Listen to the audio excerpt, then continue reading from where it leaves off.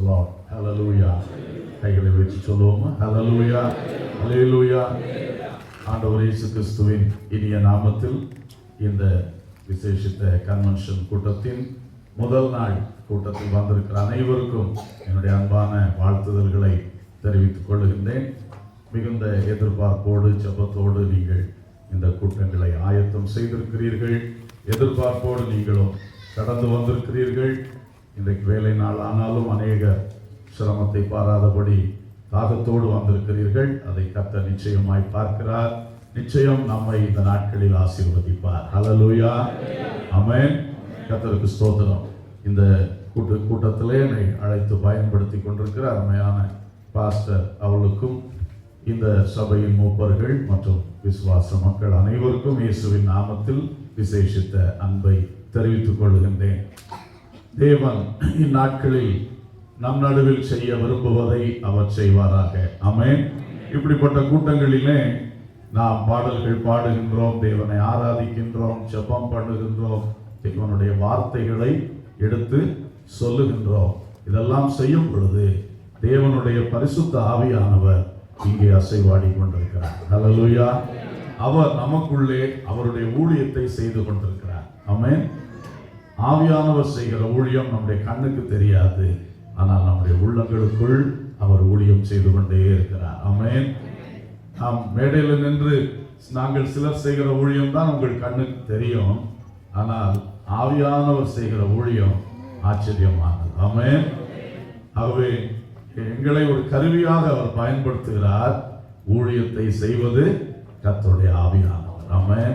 அதனால எல்லாரும் உள்ளம் கறந்தவர்களாய், ஆண்டவரே நீர் என்னை படைத்தீர், என்னை இந்த தேசத்திலே கொண்டு வந்தீர், எனக்கு ஒரு குடும்பத்தை தந்தீர், எனக்கு ஒரு வேலையை தந்தீர், இந்த மாதிரி ஒரு சூழ்நிலையில் என்னை நடத்துகிறீர். இந்த காலகட்டத்திலே எனக்குள் நீர் என்ன செய்ய விரும்புகிறீர், அதை செய்யும் ஐயா என்று ஒரு திறந்த உள்ளத்தோடு நீங்கள் ஒவ்வொரு நாளும் வருவீர்கள் என்றால் நிச்சயம் தேவன் உங்களுக்குள் கிரியை செய்வார். ஹல்லேலூயா. உங்களிடத்தில் அவர் எதிர்பார்க்கிறதெல்லாம் ஒரு தாகம், ஒரு வாஞ்சை. அதைத்தான் ஆண்டவர் எதிர்பார்க்கிறார். அவர் கிரியை செய்ய வல்லவராய் இருக்கிறார். ஆமென். சகலத்தையும் செய்ய வல்லவராய் இருக்கிறார். ஆமென். ஹல்லேலூயா. எனவே அந்த வாஞ்சையோடு தாகத்தோடு நீங்கள் காணப்படுங்கள். நாளை வரும் பொழுது இன்னும் உங்களுக்கு அறிமுகமான உங்கள் நண்பர்களையும் கூட அழைத்து வாருங்கள். ஆமென். Praise the lord. கர்த்தர் நம்மை ஆசீர்வதிப்பாராக. தேவனுடைய வார்த்தையை நாம் கவனிக்கலாம். இந்த நாளிலே ஆண்டவராகிய இயேசு கிறிஸ்து இந்த உலகத்தில் வந்த அவருடைய முதலாம் வருகையின் நோக்கங்கள் என்ன என்பதை குறித்து நான் உங்களோடு பேசும்படியாக விரும்புகிறேன். இயேசு கிறிஸ்துவின் முதலாம் வருகையின் நோக்கங்கள் என்ன? The purposes of the first coming of Jesus Christ. Hallelujah. இயேசு கிறிஸ்து ஏற்கனவே 2000 ஆண்டுகளுக்கு முன்பு இவ்வுலகத்திற்கு கடந்து வந்தார். அதற்கு அருமையான சில நோக்கங்கள் உண்டு. வேத புஸ்தகத்தில் அது நமக்கு எழுதி தரப்பட்டிருக்கின்றன. அதை குறித்து நான் உங்களுக்கு சொல்லும்படியாக விரும்புகின்றேன். ஆண்டவர் இயேசு கிறிஸ்து தம்முடைய பிதாவாகிய தேவனால் இவ்வுலகத்திற்கு அனுப்பப்பட்டார். அவர் அனுப்பப்படும் பொழுது சில நோக்கங்களோடு அனுப்பப்பட்டார். அதைத்தான் இன்றைக்கு கற்றுக்கொள்ள போகிறோம். இயேசு ஒரு முறை இந்த உலகத்தில் இருக்கும் பொழுது இப்படியாக சொன்னார். வாசிக்கலாம். யோவான் சுவிசேஷம் 20வது அதிகாரம் 21வது வசனம். யோவான் 20:21. இயேசு மறுபடியும் அவர்களை நோக்கி, உங்களுக்கு சமாதானம் உண்டாவதாக, பிதா என்னை அனுப்பினது போல நானும் உங்களை அனுப்புகிறேன் என்று சொல்லி. ஸ்தோத்திரம். இங்கே இயேசு கிறிஸ்து ஒரு வார்த்தை சொல்லி இருக்கிறார். பிதா என்னை அனுப்பினது போல நானும் உங்களை அனுப்புகிறேன். ஆகவே இந்த செய்தியை நாம் சொல்லும் பொழுது 2 காரியங்களோடு நாம் அதை தியானித்துக் கொண்டே வர வேண்டும். ஒன்று, பிதாவானவர் இயேசு கிறிஸ்துவை ஏன் இந்த உலகத்தில் அனுப்பினார், அதான் செய்தி. அதை குறித்து அறிந்து கொள்கிறோம். அதனால் நமக்கு என்ன நன்மை கிடைக்கிறது. இரண்டாவது, இந்த வசனத்தின் 2வது பகுதி சொல்லுகிறது, நானும் உங்களை அனுப்புகிறேன். ஹல்லேலூயா. அவர் என்னை எப்படி இந்த பூமிக்கு அனுப்பினாரோ அதுபோல நானும் உங்களை என்ன செய்கிறேன், அனுப்புகிறேன். அப்ப நாம் இன்னொரு கண்ணோட்டத்தில் கூட அந்த வார்த்தைகளை தியானிக்க வேண்டும். நான் என்ன செய்ய வேண்டும்? ஆமென்.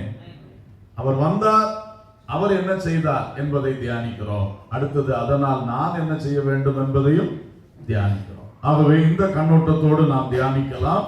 முதலாவதாக இயேசு கிறிஸ்து ஏன் இந்த உலகத்தில் வந்தார் என்பதற்கு வேதம் பதில் சொல்லுகிறது. எபிரேயருக்கு எழுதின நிருபம் 1ஆம் அதிகாரம் முதல் 3 வசனங்கள் நானே வாசிக்கிறேன், தயவாய் கவனியுங்கள். எபிரேயர் 1ஆம் அதிகாரம் முதல் 3 வசனங்கள். பூர்வ காலங்களில் பங்கு பங்காகவும் வகை வகையாகவும் தீர்க்கதரிசிகள் மூலமாய் பிதாக்களுக்கு திருவுளம் பற்றின தேவன் இந்த கடைசி நாட்களில் குமாரன் மூலமாய் நமக்கு திருவுளம் பற்றினார். இவரை சர்வத்துக்கும் சுதந்திரவாளியாக நியமித்தார். இந்த இடத்திலே நாம் புரிந்து கொள்ளும்படி இவரை என்று வருவதெல்லாம் இயேசு கிறிஸ்துவை, அவர் என்று சொல்லப்பட்டிருக்கிறதெல்லாம் பிதாவாகிய தேவனை புரிந்து கொண்டு கவனிப்போம். இவரை சர்வத்துக்கும் சுதந்திரவாளியாக நியமித்தார். இவரை கொண்டு உலகங்களையும் உண்டாக்கினார்.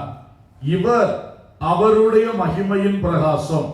இயேசு பிதாவினுடைய மகிமையின் பிரகாசம், அவருடைய தன்மையின் சொரூபமுமாய் இருந்து சர்வத்தையும் தம்முடைய வல்லமையுள்ள வசனத்தினாலே தாங்குகிறவராய் தம்மாலே தாமே நம்முடைய பாவங்களை நீக்கும் சுத்திகரிப்பை உண்டு பண்ணி உன்னதத்தில் உள்ள மகத்துவமானவருடைய வலது பாரிசத்திலே உட்கார்ந்தார். அல்லேலூயா. இங்கே ஒரு அருமையான காரியம் சொல்லப்பட்டிருக்கிறது. பூர்வ காலங்கள் என்றால் பழைய காலங்கள். இந்த பழைய காலங்களிலே தேவனை பற்றின வெளிப்பாடு பங்கு பங்காக, வகை வகையாக, அதாவது இங்கொன்றும் அங்கொன்றுமாக, பிட்டு பிட்டாக தீர்க்கதரிசிகள் மூலமாக தேவன் நம்முடைய முற்பிதாக்களுக்கு திருவுளம் பற்றினார். அல்லேலூயா. எனவே நம்முடைய முற்பிதாக்களாகிய ஆதாமை எடுத்துக்கொள்ளுங்கள், நோவாவை எடுத்துக்கொள்ளுங்கள், ஆபிரகாமை எடுத்துக்கொள்ளுங்கள். இவர்கள் அத்தனை பேருக்கும் இன்றைக்கு நமக்கு தேவனை பற்றி இருக்கிற அறிவு கிடையாது. அந்த வாய்ப்பு அவர்களுக்கு கிடையாது. இன்றைக்கு பரலோகத்தின் தேவன் எப்படிப்பட்டவர் என்பதை குறித்து இந்த கடைசி நாட்களில் வாழுகிற நாம் எவ்வளவு அறிந்திருக்கிறோமோ, எவ்வளவு நமக்கு வெளிப்பட்டு இருக்கிறதோ அந்த அளவுக்கு அவங்களுக்கு வெளிப்படுத்தப்படல. அவங்களுக்கு இங்கொன்றும் அங்கொன்றுமாய், பங்கு பங்காய், வகை வகையாய் தீர்க்கதரிசிகள் மூலமாய் தேவன் தாம் யார் என்பதை அவர்களுக்கு திருவுளம் பற்றினார் அல்லது வெளிப்படுத்தினார். ஆனால் இந்த கடைசி நாட்களிலே குமாரன் மூலமாய் நமக்கு திருவுளம் பற்றினார். ஹல்லேலூயா. கடைசி நாட்கள் சொல்லும் பொழுது இயேசு கிறிஸ்து இந்த உலகத்துக்கு வந்த பிறகுள்ள நாட்களை பைபிள் சொல்லுகிறது. இது கடைசி நாட்களிலே தம் சொந்த குமாரனையே இந்த உலகத்துக்கு அனுப்பி அவர் மூலமாய் நான் யார் என்பதை பிதாவானவர் நமக்கு வெளிப்படுத்தினார். ஹல்லேலூயா. எனவே இங்கே அந்த நோக்கம் இருக்கிறது. இயேசுவை பிதாவானவர் ஏன் இந்த உலகத்துக்கு அனுப்பினார் என்றால் to reveal himself, பிதாவானவரை மனிதர்களுக்கு வெளிப்படுத்துவதற்காக, காண்பிப்பதற்காக தம் குமாரனை அவர் இந்த உலகத்தில் அனுப்பினார். ஹல்லேலூயா. எனவே நான் சொல்ல வருகிற முதல் குறிப்பு, பிதாவை வெளிப்படுத்தும்படி இயேசு இந்த உலகத்தில் வந்தார். ஹல்லேலூயா. ஒரு பாடமாக இவைகளை நாம் மனதிலே பதித்துக் கொள்ள வேண்டியது அவசியம். ஏன்னா இயேசு கிறிஸ்து ஏன் வந்தார் நமக்கு நன்றாக தெரிய வேண்டும். முதலாவது, அந்த பிதாவானவரை யாரும் கண்டதில்லை, காண்பதில்லை, அவரை நமக்கு காண்பிப்பதற்காக இயேசு வந்தார். ஹல்லேலூயா. அடுத்ததாக தொடர்ந்து கவனியுங்கள். இந்த இயேசு கிறிஸ்துவை பிதாவானவர் சர்வத்துக்கும் சுதந்திரவாளியாக நியமித்திருக்கிறார். வானம் பூமி, வானத்திலும் பூமியிலும் உண்டான சகல காரியங்கள், பரலோகத்தில் உண்டான சகல காரியங்களுக்கும் சுதந்திரவாளியானவர் இயேசு கிறிஸ்து. இவரை கொண்டு உலகங்களை உண்டாக்கினார். பிதாவானவர் எதெல்லாம் உண்டாக்கினாரோ, எந்த கிரகங்கள், நட்சத்திரங்கள், எந்த உலகங்கள் என்று இங்கே குறிப்பிடப்பட்டிருக்கிறது, எதையெல்லாம் உண்டாக்கினாரோ அத்தனையும் யாரை கொண்டு உண்டாக்கினாராம்? சொல்லுங்க. இயேசுவை கொண்டு உண்டாக்கினார். ஹல்லேலூயா. அப்ப இயேசு என்பவர் 2000 ஆண்டுகளுக்கு முன்பு மரியாளுடைய வயிற்றில் பிறந்து வந்தவர் என்று நாம் அறிந்திருக்கிறோம். ஆனால் அது தான் அவருடைய தோற்றம், அதுதான் அவருடைய ஆரம்பம் என்று தவறாக நினைக்க கூடாது. அவர் ஆதி முதலே இருக்கிறார். அல்லேலூயா. இயேசு 2000 ஆண்டுகளுக்கு முன்பு உருவானவர் அல்ல. 2000 அவர் ஏற்கனவே இருந்தவர், வார்த்தையாக இருந்தவர். அல்லேலூயா. யோவான் சுவிசேஷம் 1ஆம் அதிகாரம் 1ஆம் வசனம் என்ன சொல்லுகிறது? ஆதியிலே வார்த்தை இருந்தது, அந்த வார்த்தை தேவனாக இருந்தது, அந்த வார்த்தை தேவனிடத்தில் இருந்தது. எவ்வளவு அழகாக சொல்லி இருக்கிறது. 14ஆம் வசனத்தில் வரும் பொழுது அந்த வார்த்தை மாம்சமாகி நமக்குள்ளே வாசம் பண்ணினார். அந்த வார்த்தையாக ஆதி முதலே இருந்தார். அந்த வார்த்தையின் மூலமாகத்தான் சகலத்தையும் பிதாவானவர் உண்டாக்கினார். அல்லேலூயா. எனவே ஆதியாகமம் 1ஆம் அதிகாரத்தில் நாம் படிக்கும் பொழுது வெளிச்சம் உண்டாக கடவது வார்த்தை. அந்த வார்த்தையின் மூலமாகவே ஒவ்வொன்றையும் பிதாவானவர் உண்டாக்கினார். அல்லேலூயா. இப்படியாக வார்த்தையாக அவரிடத்தில் இருந்த அவருடைய திருக்குமாரன், அந்த குமாரனை மாம்ச உருவில் மனிதர்களுக்காக அவர் அனுப்பி வைத்தார். அதற்காக கன்னிமரியாளை தெரிந்து கொண்டு அவள் வயிற்றிலே இந்த வார்த்தைக்கு ஒரு மாம்சத்தை கொடுத்து அமிதமாய் மாம்ச உருவிலே இயேசு கிறிஸ்து உலகத்தில் வெளிப்பட்டார். அல்லேலூயா.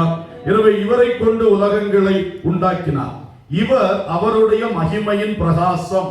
இயேசு கிறிஸ்து பிதாவானவருடைய மகிமையின் பிரகாசம் என்று சொல்லப்பட்டிருக்கிறது. பிதாவானவருடைய மகிமையின் பிரகாசமாக இருக்கிறார். கர்த்தருக்கு ஸ்தோத்திரம். அதாவது எளிதா இது மகிமையின் பிரகாசம்னா என்ன?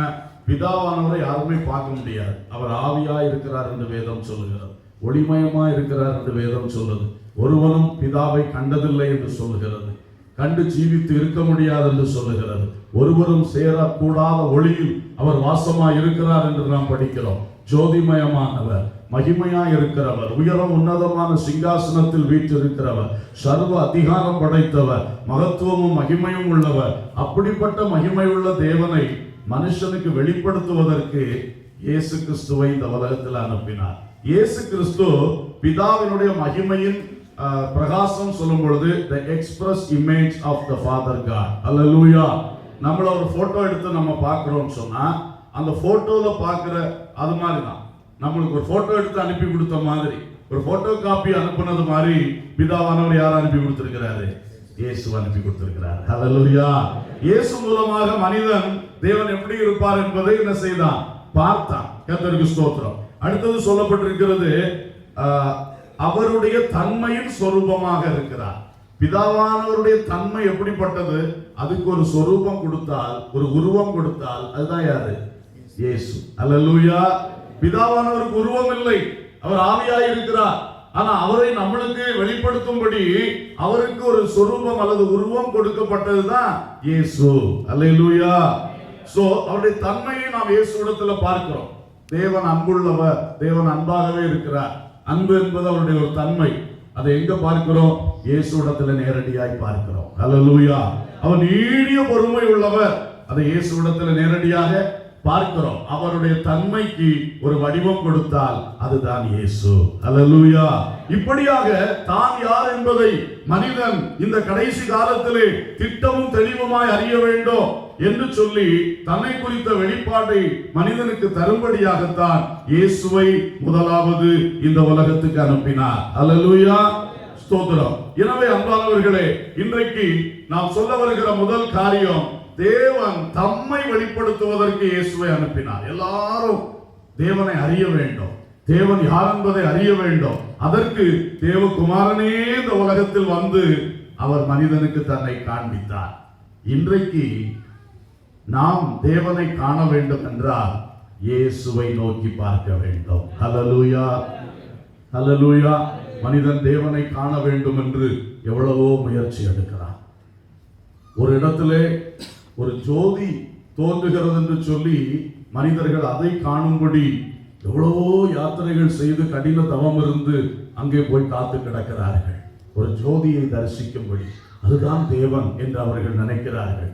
கடைசியிலே கண்டுபிடித்து சொன்னார்கள், இது ஒன்றும் வானத்திலிருந்து வெளிப்படுகிற ஜோதி அல்ல, மனிதன் அதை உண்டாக்கி காட்டுகிறான் என்று பேப்பர்ல போட்டிருந்தார். அதுக்கு பிறகும் படையெடுத்து போய்கொண்டே இருக்கிறார்கள்.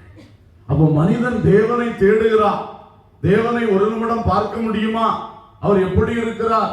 எந்த வடிவில் இருக்கிறார்? எத்தன்மை உடையவராய் இருக்கிறார்? மனிதன் தேடிக்கொண்டே இருக்கிறான், அவன் காண கிடைக்கவில்லை. அவன் தவறானவைகளை, மாயையானவைகளை இதுதான் தேவன் என்று நினைத்துக் கொள்ளுகிறான். ரோமர் நிருபத்தில் படிக்கிறோம், மனிதர்கள் தங்கள் சொந்த யோசனையினாலே இதுதான் தெய்வம் என்று தங்களுக்கு தெய்வங்களை உருவாக்கி கொண்டார். அதரிசனமான தேவனை அவர்கள் பூமியில் உள்ள மிருகங்களுக்கு ஒப்பாய் மாற்றினார்கள், பறவைகளுக்கு ஒப்பாய் மாற்றினார்கள், ஊரும் பிராணிகளுக்கு ஒப்பாக மாற்றினார்கள். தெய்வம் யார்? தெய்வம் எப்படி இருப்பார்? அவன் யோசிக்கிறான், யானையை போலதான் இருப்பாரோ? யானையை தெய்வமாக்குகிறான். அவர் ஒரு பறவை போல, கழுதை போல இருப்பாரோ? கழுகுதான் ரொம்ப உயரமா பறந்துகிட்டு இருக்கு, தெய்வம் அப்படிதான் இருப்பாரோ? கழுதை தெய்வமா மாத்துறான். ஒரு ஊரும் பிராணியை பார்க்கிறான், அதை கண்டு பயப்படுறான், பாம்பு கடிச்சிருமோ, அப்ப தெய்வம் இப்படிதான் இருப்பாரோ? பாம்பை வணங்குகிறான். இப்படிதான் மனிதன் தன்னுடைய சொந்த புத்தியினாலே உருவாக்கின மகிமையான தேவன் அங்கே இருக்க, அவரை தெரியாமல் அவன் தன் மனசிலே தோன்றினதெல்லாம் தெய்வம் தெய்வம் என்று சொல்லி உண்டாக்கி அவன் வழிபட்டு கொண்டே இருக்கிறான். ஆண்டவர் என்னை அறிய வேண்டுமே, என் பிள்ளைகள் என்னை அறிய வேண்டுமே, ஆதாமின் சந்ததி என்னை தெளிவாய் அறிய வேண்டுமே என்கிற ஆசையோடு தான் தன் சொந்த குமாரனையே நமக்கு அனுப்பி இருக்கிறார். ஹல்லேலூயா. எனவே இன்றைக்கு தேவனை காண வேண்டுமா? உங்களை உண்டாக்கின தெய்வத்தை நீங்கள் பார்க்க வேண்டுமா? உங்களை உண்டாக்கின அந்த ஒரே தெய்வத்தை நீங்கள் காண வேண்டுமா? இயேசு சொன்னார், யோவான் 14:6 சொன்னார், நானே வழியும் சத்தியமும் ஜீவனுமாய் இருக்கிறேன், என்னாலே அல்லாமல் ஒருவனும் பிதாவினிடத்தில் வரான். ஹல்லேலூயா. இயேசு தெளிவாக சொன்னார், என்னை தான் பிதாவானவர் வழியாக உங்களுக்கு கொடுத்திருக்கிறார். நான் தான் சத்தியம், நான் தான் ஜீவன், என் வழியாகத்தான் நீங்கள் பிதாவினிடத்தில் பிரவேசிக்க முடியும். பாருங்கள், இயேசு பிதாவை வெளிப்படுத்துகிறவர். ஹல்லேலூயா. ஆகவே இந்த உலகத்திலே எந்த ஜாதி, மதம், இனம், மொழி, தேசம் எது இருந்தாலும் இயேசு எல்லாருக்கும் தேவனை காட்டுகிறவராய் உலகத்தில் வந்தவர். ஹல்லேலூயா. கரங்களை தட்டி இயேசுவுக்கு மகிமை செலுத்துவோமா? இயேசு ஒருவரே வழி. ஹல்லேலூயா. இயேசு மூலமாகவே நம்மை படைத்த தேவனிடத்தில் செல்ல முடியும். இது விஷயமாய் எந்த சந்தேகத்துக்கும் இடம் கொடுக்க கூடாது. சிலர் சொல்லுவார்கள், எல்லா நதிகளும் சமுத்திரத்தை சென்றடைவது போல எல்லா மார்க்கங்களும் மோட்சத்துக்கு கொண்டு போகும் என்று பைபிள் அப்படி சொல்லவே இல்லை. ஹல்லேலூயா. இயேசு மாத்திரமே நம்மை பரலோகத்துக்கு கொண்டு செல்ல முடியும். ஹல்லேலூயா. இயேசு மாத்திரமே நம்மை படைத்த தேவனுக்கு நேராய் நம்மை வழி நடத்த முடியும். இயேசுவில் மாத்திரமே அந்த தேவனை நாம் பார்க்க முடியும். ஹல்லேலூயா. ஆகவே இதில் எந்த துளியளவு ஒரு சந்தேகம் ஒருவருக்கும் தேவையில்லை. இயேசுவை மாத்திரமே நாம் பற்றி கொள்ள வேண்டும். அவரே ஜீவன், அவரே வழி, அவர்தான் நம்மை பரலோகத்துக்கு கொண்டு சேர்க்க முடியும். அல்லேலூயா. ஸ்தோத்திரம். எனவே அன்பானவர்களே, இயேசு கிறிஸ்து தேவனை நமக்கு வெளிப்படுத்தினார். இன்று அதனுடைய 2வது பகுதி, என்னை பிதா அனுப்புனது போல நானும் உங்களை அனுப்புகிறேன் சொன்னாரே. இன்றைக்கு ரட்சிக்கப்பட்ட தேவ பிள்ளைகளே, இந்த இயேசு கிறிஸ்துவை ரட்சகராய் ஏற்று இயேசுவின் சீடர்களாக வாழும்படி அர்ப்பணித்து இயேசுவுக்கு விசுவாசிகளாய் வாழுகின்ற தெய்வ மக்களே, உங்களிடத்திலே இயேசு கிறிஸ்து எதிர்பார்க்கிறது என்னன்னு சொன்னா, என் பிள்ளைகளே, பிதாவை வெளிப்படுத்தும்படி என்ன அனுப்புனது மாதிரி என்ன இந்த மக்களுக்கு வெளிப்படுத்தும்படி உங்களை நான் அனுப்புறேன். அல்லேலூயா. உங்களுக்கு புரியுதா? எப்படி பிதாவை மக்கள் காணாதிருக்கும் போது இயேசுவை பிதா அனுப்பி தன்னை வெளிப்படுத்தினாரோ, இன்னைக்கு இயேசு உலகத்துல இல்ல, இயேசு பரலோகத்துக்கு போயிட்டா, பிதாவுடைய வலது பார்சத்தில் உட்கார்ந்து இருக்கிறார். இன்னைக்கு இயேசுவை மக்களுக்கு காட்டணும்னா யார் தான் காட்டணும்? நீங்களும் நானும் தான். அல்லேலூயா. இயேசு அதைத்தான் சொன்னார், என்னை எதற்காக பிதா அனுப்பினாரோ அது போலவே நான் உங்களை என்ன செய்றேன்? அனுப்புறேன். எனவே அன்பானவர்களே, உங்களை இயேசு அனுப்புகிறார். இந்தியாவிலிருந்து உங்களை எதுக்கு அபுதாபிக்கு அனுப்புனார்? சொல்லுங்க. பாயிண்ட் விட்டுறக்கூடாது, எல்லாம் கேட்டுட்டு பாயிண்ட் விட்டுறக்கூடாது. இந்தியாவிலிருந்து இயேசு அபுதாபிக்கு எதுக்கு அனுப்பினார் உங்களை? சொல்லுங்க. அவரை காண்பிப்பதற்கு. ஆமென். இயேசுவை இங்க உள்ள மக்களுக்கு என்ன செய்யணுமா? சொல்லுங்க. நம்ப முடியலையோ, ஏற்றுக்கொள்ள முடியலையோ? Price the Lord. அதுதான். மற்றதெல்லாம் 2வது, வேலை வாய்ப்பு அது இதெல்லாம் அப்புறம் 2வது தான். முதலாவது தேவனுடைய ஒரு பெரிய நோக்கம் என்னது? என் பிள்ளைகளை கொண்டு வந்து இங்கே இயேசுவை காணாத மக்களுக்கு இயேசுவை என்ன செய்ய வேணும்? காண்பிக்கணும். அல்லேலூயா, ஸ்தோத்திரம். ஒரு குறிப்பிட்ட பகுதியிலே தேவன் நம்மளை வைச்சிருக்கிறார். ஒரு குறிப்பிட்ட கம்பெனியிலே நம்மளுக்கு வேலையை கொடுத்திருக்கிறார். நாம முதலாவது நினைக்கணும், என்னுடைய காரியத்தை ரெண்டாவது வைக்கணும். முதல்ல நினைக்கணும், இயேசுவை இந்த கம்பெனியில் இருக்கிறவங்களுக்கு காட்டுறதுக்கு தான் இயேசு என்னை கொண்டு வந்திருக்கிறார். அல்லேலூயா. ஒரு லேபர் கேம்ப்ல அவங்களை வச்சிருக்கிறாரா? அங்க எவ்வளவோ மக்கள் கூட இருக்கிறாங்க. அங்க உள்ள அத்தனை பேருக்கும் இயேசுவை காட்டுறதுக்கு தான் உங்களை அங்க கொண்டு வச்சிருக்கிறார். ஆமென், அல்லேலூயா. நிச்சயம் இதை எப்படி நீங்கள் எடுத்துக்கொள்ளுகிறீர்கள் தெரியவில்லை. நீங்கள் ஒவ்வொருவரும் தேவனால் அனுப்பப்பட்டிருக்கிற மிஷனரிகள். அல்லேலூயா. என்ன மிஷனரிகள்? ஒரு பள்ளிக்கூடத்திலே உங்களை அனுப்பி இருக்கிறாரா? அங்க யூ ஆர் a மிஷனரி. உங்களை ஒரு வேலை ஸ்தலத்தில் அனுப்பி இருக்கிறாரா? அங்க நீங்க ஒரு மிஷனரி. எதுக்கு? இயேசுவை வெளிப்படுத்தணும். நீங்க சொல்லலாம், ஐயா நீங்க தெரியாம பேசிட்டு இருக்கீங்க, இந்தியாவில் எதுவும் சொல்லலாம், இங்க சொன்னா தூக்கி உள்ள போட்டுருவான் ஐயா, அப்படித்தான் சொல்றீங்களா? இயேசு பற்றிலாம் அப்படி பகிரங்கமா சொல்ல முடியாது. நான் உங்களுக்கு சொல்ல வர்றது, நீங்க வாழுகிற வாழ்க்கையை மற்றவர்கள் பார்க்கும் பொழுது உங்களில் இயேசுவை காண்பார்கள். அல்லேலூயா, அல்லேலூயா. நாம் சொல்லுவது மட்டுமல்ல, நம்முடைய வார்த்தையில் மட்டுமல்ல, நம்முடைய வாழ்க்கையில் நாம் இயேசுவை காட்ட வேண்டும். அல்லேலூயா. வாழ்க்கையில காட்டணும். வாழும் பொழுது மற்றவங்க பார்க்கறாங்க, என்ன பிரதர் ரொம்ப கஷ்டம்னு கேள்விப்பட்டேன் உங்களுக்கு, ஆனா அதுல எப்படி நீங்க சந்தோஷமா இருக்கிறீங்க அப்படி கேட்பாங்க.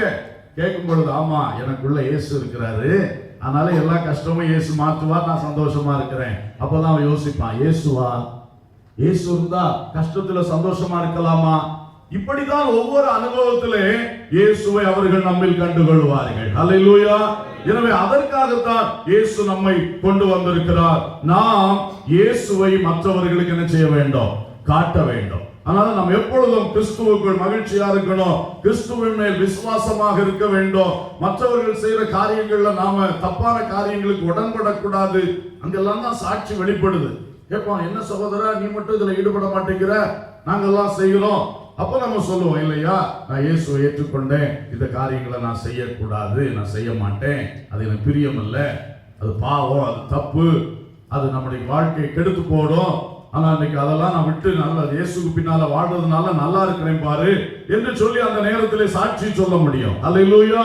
இப்படி அநேக காரியங்களிலே இயேசுவை நம்மிலே மற்றவர்கள் காணத்தக்கதாய் நாம் வாழ வேண்டும். இயேசு இந்த உலகத்தில் வந்தது தேவனை நமக்கு காண்பிப்பதற்காக. நாம் இந்த உலகத்தில் இயேசுவால் அனுப்பப்படுவதும் இயேசுவை இந்த உலகிற்கு காண்பிப்பதற்காக.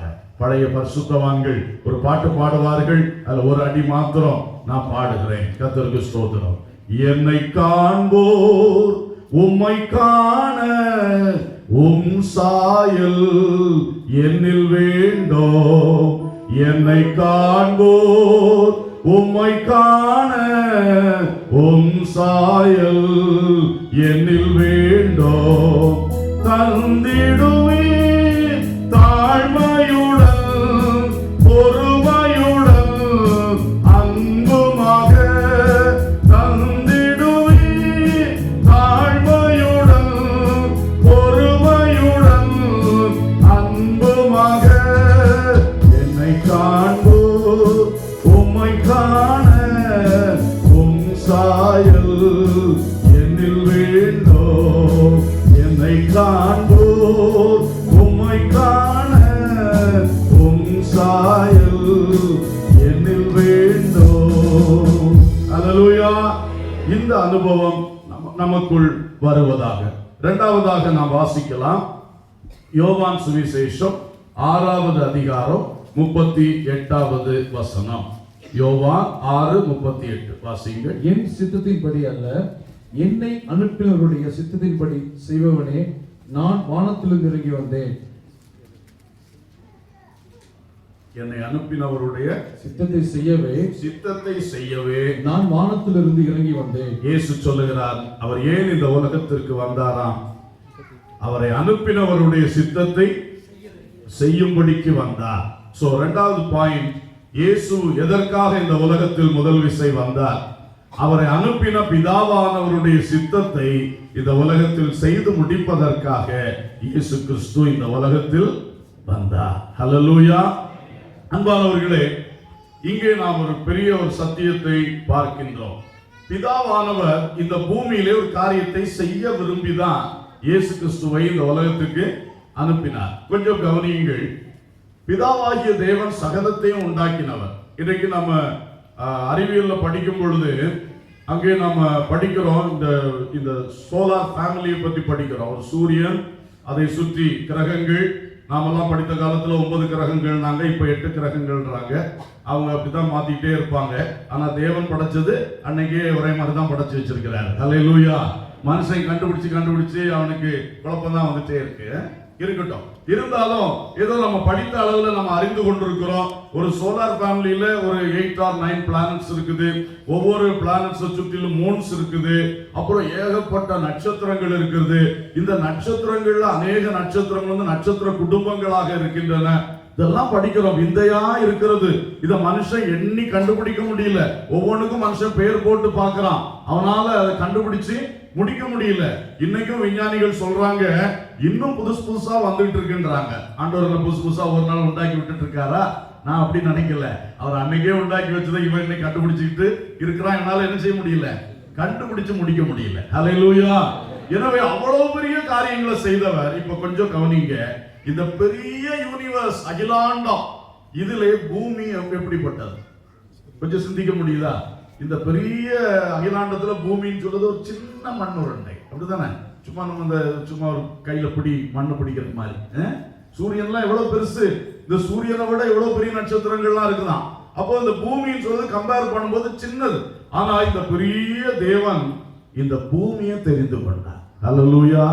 இந்த பூமிக்கு வந்து இந்த பூமியின் மண்ணை கையில் எடுத்து தம்முடைய சாயலின்படியே ஒரு மனுஷனை உருவாக்கினார். ஆமென். இந்த பேக்ரவுண்ட்ல நீங்க அதை சிந்திச்சு பார்த்தா ஆச்சரியமா இருக்கு. இப்ப நாம யாரு? தேவனுடைய பார்வையிலே நம்ம வந்து ஒரு சின்ன மண்ணுருண்டைக்குள்ள இருக்கக்கூடிய வெறும் பொடி பொடி பொடி பொடி, அதுக்கு வேடே கிடையாது. அந்த மாதிரி இருக்கும். ஆனா இந்த பூமி நம்முடைய பார்வையில எப்படி இருக்கு பாருங்க. இந்தியாவில இருந்து வரணும்னா 4 மணி நேரம் பறந்துதான் வர வேண்டியது. ஒவ்வொரு இடத்துல இருந்து இன்னொரு இடத்துக்கு போனா எவ்வளவு தூரம் இருக்கு, போயிட்டே இருக்காது பாட்டுக்கு. ஆனா இந்த பெரிய பூமி நம்ம சொல்றோம், அவருடைய பார்வையில இது வெறும் சின்ன மண்ணுருண்டை. ஆனா ஏனோ இதை தெரிந்தெடுத்தார். இதை தெரிந்தெடுத்து இங்க வந்து உருவாக்குறார். ஏன் இப்படி ஒரு மனுஷனை உருவாக்கணும்? சிம்பிளா சொல்றேன், அவர் இருக்கிற பரலோகத்துல அவருக்கு கோடி தூதர்கள் உண்டு. என்ன காரியமும் செய்வாங்க. அவர் நினைச்சா உடனே அவங்க போய் செஞ்சுட்டு வந்துருவாங்க. அப்படிப்பட்ட தூதர்கள் இருக்கிறாங்க. எப்பொழுதும் அவரை ஆராதித்துக் கொண்டே இருப்பார்கள். ஆராதனைக்கு ஓய்வே கிடையாது. சோ அவருக்கு எப்பவும் வொர்ஷிப் கிடைக்கும், பிரைசஸ் கிடைக்கும், துதி ஆராதனை கிடைக்கும்.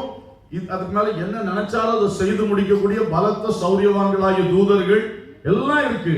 ஆனா அவருக்கு என்னமோ அவங்களோட உள்ள ஒரு ஃபெல்லோஷிப் அவருக்கு ஒத்து போகலன்னா அவருக்கு சாட்டிஸ்பாக்சன் ஆயில்லை. அவங்க எல்லாம் ஒரு மெக்கனைஸ்டு பீயிங்ஸ். தேவன் படைத்தார், அப்படியே செஞ்சுட்டே இருப்பாங்க அந்த மாதிரி. ஆனா இப்ப ஆண்டவர் என்ன விரும்புறாருன்னா, நான் வந்து பேசணும், நான் என்னோட ஒரு கூட்டத்தை வந்து என்னோட ஐக்கியமா வச்சுக்கணும், எனக்கு ஒரு ஃபெல்லோஷிப் வேணும். அது வந்து என்ன போல சிந்திக்கக்கூடியவர்கள், என்ன போல உணர்ச்சி உள்ளவர்கள், என்ன போல தீர்மானம் எடுக்கக்கூடியவர்கள். அப்படி என்னுடைய சாயல்ல என்னுடைய ரூபத்துல உருவாக்கப்பட்ட ஒரு கூட்டம் என்னோட கூட இருக்கணும். நான் அவங்க நடுவுல இருக்கணும். இருந்து அவங்களோட நான் ஐக்கியமா இருந்து சந்தோஷப்படணும்னு இந்த பெரிய தேவனுக்கு ஒரு ஆசை வந்து போச்சு. ஹல்லேலூயா. அதுக்கு ரிசல்ட் தான் நாம எல்லாம். ஆமென். வேற ஒண்ணுமே இல்லை. அவருக்கு வந்த ஒரு ஆசையுடைய ஒரு ரிசல்ட் தான் யாரெல்லாம்? நம்ம எல்லாம். நம்ம நினைக்கிறோம் என்னதோ நம்ம பெரிய ஆட்கள் அப்படி இப்படி நினைக்கிறோம். நம்ம எல்லாம் அவருக்குள் உதித்த ஒரு சின்ன ஆசையினால் உருவாக்கப்பட்டவர்கள் தான். ஹல்லேலூயா. அதுக்காக தான் அவர் வந்தாரு. பூமியின் மண்ணை எடுத்து ரொம்ப கேர்ஃபுல்லா வனைந்து எடுக்கிறார். என்னை போல இருக்கணும், நாம் நமது சாயலின்படி நமது ரூபத்தின்படி மனுஷனை உருவாக்குவோமாக என்று பிதா குமாரன் பரிசுத்த ஆவியாகிய தேவன் தீர்மானம் போட்டு வந்து என்ன பண்றாரு? உருவாக்குறார். அவருடைய நாசியின் அவருடைய சுவாசத்தை நம்ம நாசியில, மனுஷனுடைய நாசியில என்ன செய்றாரு? ஊதுறார். அவனை ஜீவ ஆத்துமா ஆக்குறாரு. அவனுக்குள்ள ஒரு ஆத்துமா, அது உயிர் பெறுது. எவ்வளவு ஆச்சரியமா இருக்கு. அந்த மனுஷனை தேடி ஏதேன் தோட்டத்தில் தினமும் வருகிறார். ஹல்லேலூயா. பகலின் குளிர்ச்சியான வேளை தோறும் தேவனாகிய கர்த்தர் அவர் வந்து மனுஷனோடு உலாவிக் கொண்டிருக்கிறார், மனுஷனோடு பேசிக் கொண்டிருக்கிறார். அவருக்கு அதுதான் ஆசை, என்னுடைய மனுஷனோட பேசி மனுஷனோட இருக்கணும். திடீர்னு சாத்தான் புகுந்துட்டான். உங்களுக்கு சம்பவம் தெரியும் தானே, நான் விளக்க வேண்டிய தேவையில்லைன்னு நினைக்கிறேன். சாத்தான் புகுந்துட்டான், ஏவாளை வஞ்சித்து விட்டான். தேவன் வேண்டாம் என்று விலக்கின கனியை புசிக்க வைத்து விட்டார். இவர்கள் தவறு பண்ணிட்டாங்க, பாவம் செய்துட்டாங்க, மீறுதல் பண்ணிட்டாங்க. அந்த நிமிஷத்துல இந்த உறவு துண்டிக்கப்பட்டு விட்டது.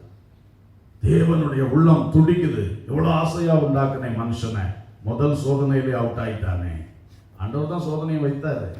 சோதிக்கப்பட்டாதானே உத்தமன் யாருன்னு அறிய முடியும். அல்லேலூயா. அப்ப அந்த ஆண்டவருடைய அந்த பிளானே நீங்க பாருங்க. உலகத்துல தன்னுடைய ரூபத்துல மனுஷனை உருவாக்கி வச்சுட்டு அவனுக்கு சோதனைக்காரனா பிசாசையும் வச்சிருக்கிறார் கூடவே வச்சு சோதிக்கப்பட்டு அதன் நடுவில் யார் ஜெயமா எழும்பி வர்றாங்களோ அந்த கூட்டத்தை மட்டும் எங்க கொண்டு போகணுமா? பரலோகத்துக்கு கொண்டு போய் அவரோட கூட வச்சிருக்கணும். அல்லேலூயா. மற்றதெல்லாம் தூக்கி அங்க ஒரு அக்கினி கடல் வச்சிருக்காரு, அங்க தூக்கி என்ன செய்திருவாராம்? போட்டுருவார். கர்த்தருக்கு ஸ்தோத்திரம். இப்படி ஒரு ப்ராஜெக்ட் நடத்துறார் ஆண்டவர். அதுதான் mankind. ஹல்லேலூயா. அந்த ப்ராஜெக்ட் சீக்கிரமா முடிய போகுது. இயேசு கிறிஸ்து வரும் பொழுது திடீரென்று அவர் வரப்போறார். இரண்டாவது வருகை வரும் பொழுது ஆண்டவர் தொடங்கின ப்ராஜெக்ட்டுக்கு என்ன வந்துரும்? ஃபைனல் திங்ஸ் நடக்க ஆரம்பிச்சிடும். அப்புறம் பைபிள்ல சொல்லி இருக்கிற அந்த கடைசி கால சம்பவம் டக் டக்குன்னு நடக்கும், முடிஞ்சிடும். கடைசியில் அந்த பூமியை சுட்டெரித்துருவாங்க. அப்ப இந்த ப்ராஜெக்டுக்காக இதை வச்சுட்டே இருக்கிறார். இதுல இருந்து ஒரு கூட்டம் மக்களை எடுத்து அவரோடு கொண்டு வைத்து அவரோடு நித்திய காலமாய் வாழ வைக்க வேண்டும் என்பது தேவனுடைய திட்டம். ஹல்லேலூயா. இப்ப கவனிங்க, இந்த திட்டம் நடக்காதபடி இடையூறு உண்டாக்குறது எதுன்னா பாவம். இந்த ஏவாளுக்குள்ள ஊட்டிட்டானே பிசாசு, அதான் பாவம். ஆண்டவருக்கு விரோதமா கிரியை செய்யறதுக்கு, தப்பு செய்யறதுக்கு ஊட்டி விட்ட பாவம். இந்த பாவம் இருக்கிற வரைக்கும் மனுஷன் தேவனோடு ஐக்கியப்பட முடியாது. அதனால இப்ப இந்த பாவத்துக்கு ஒரு முடிவு கட்டணும். என்ன செய்யலாம்? ஆண்டவர் பார்த்தா முதல்ல சில மிருகங்களை பலி செலுத்தும்படி சொல்லி கொடுத்தார், பறவைகளை பலி செலுத்தும்படி. இதெல்லாம் தேவன் சொல்லி கொடுத்ததுதான், பழைய ஏற்பாட்டில் இருக்கிற அந்த மிருகங்கள் பறவைகளை பலி செலுத்தி ஒரு தற்காலிக நிலையில அந்த ரத்தத்தின் மூலம் ஆண்டவர் பாவத்தை மன்னிக்கிறார், அவரை நோக்கி பார்க்கிறார். இப்படித்தான் பழைய ஏற்பாட்டு காலத்துல பலி செலுத்திட்டே இருந்தான். ஒவ்வொரு மனுஷன் தன் பாவம் மன்னிக்கப்படணும்னா பலி செலுத்தணும், தேவன் பாவத்தை மன்னிப்பார், தேவனோடு ஐக்கியப்படுவார். இப்படி வாழ்ந்து கொண்டே இருந்தார். ஆனால் இது நிரந்தரமான முடிவல்ல, இது சரியல்ல என்று சொல்லிதான் தேவன் தம்முடைய தீர்மானத்தில் வைத்திருந்தபடி ஏற்ற வேளையில் இயேசு கிறிஸ்துவை இந்த உலகத்தில் அனுப்பினார். ஹல்லேலூயா. எதற்காக? அவர் சிலுவையில் ஏற வேண்டும். சிலுவையிலே அவர் எல்லா மனிதருக்காக ஒரு ஆட்டுக்குட்டி பலி செலுத்தப்படுவது போல இயேசு தேவ ஆட்டுக்குட்டியாக என்ன செய்யப்பட வேண்டும்? பலியாக்கப்பட வேண்டும். அவருடைய அந்த பலியின் மூலமாக ஆதாம் சந்ததி முழுவதையும் இந்த பாவத்திலிருந்து மன்னித்து காப்பாற்றி ரட்சிப்பது தேவனுக்கு சித்தமாக இருந்தது. அல்லேலூயா. ஏன்னா ரத்தம் சிந்துதல் இல்லாமல் பாவ மன்னிப்பு இல்லை. ஆகவே ரத்தம் சிந்தப்படணும். ஆனா இந்த மிருகங்களுடைய ரத்தம், இந்த பறவைகளுடைய ரத்தம், அது ஒரு தற்காலிக நிவாரணத்தை தான் கொடுக்க முடிஞ்சது. ஆனா இயேசு கிறிஸ்து என்கிற தன் சொந்த குமாரனை அனுப்பி அவருடைய தூய ரத்தத்தையே நமக்காக சிந்த வைத்த உடனே அவருடைய அந்த திட்டம் நிறைவேறிவிட்டது. உலகத்தில் எந்த மனுஷன் என்ன பாவம் செஞ்சாலும், கொலபாதகம் செஞ்சாலும், எவ்வளவு மோசமான பாவம் செஞ்சாலும் எல்லா பாவமும் இயேசு கிறிஸ்துவின் ரத்தத்தினாலே மன்னிக்கப்படும். ஹல்லேலூயா. இது ஒரு ஆச்சரியமான காரியம். இதற்காகத்தான் இயேசுவை இந்த உலகத்துக்கு அனுப்பினார். அப்ப இயேசு சிலுவையில பலியான உடனே அந்த மிருக பலி எல்லாம் ஸ்டாப் ஆயிடுச்சு.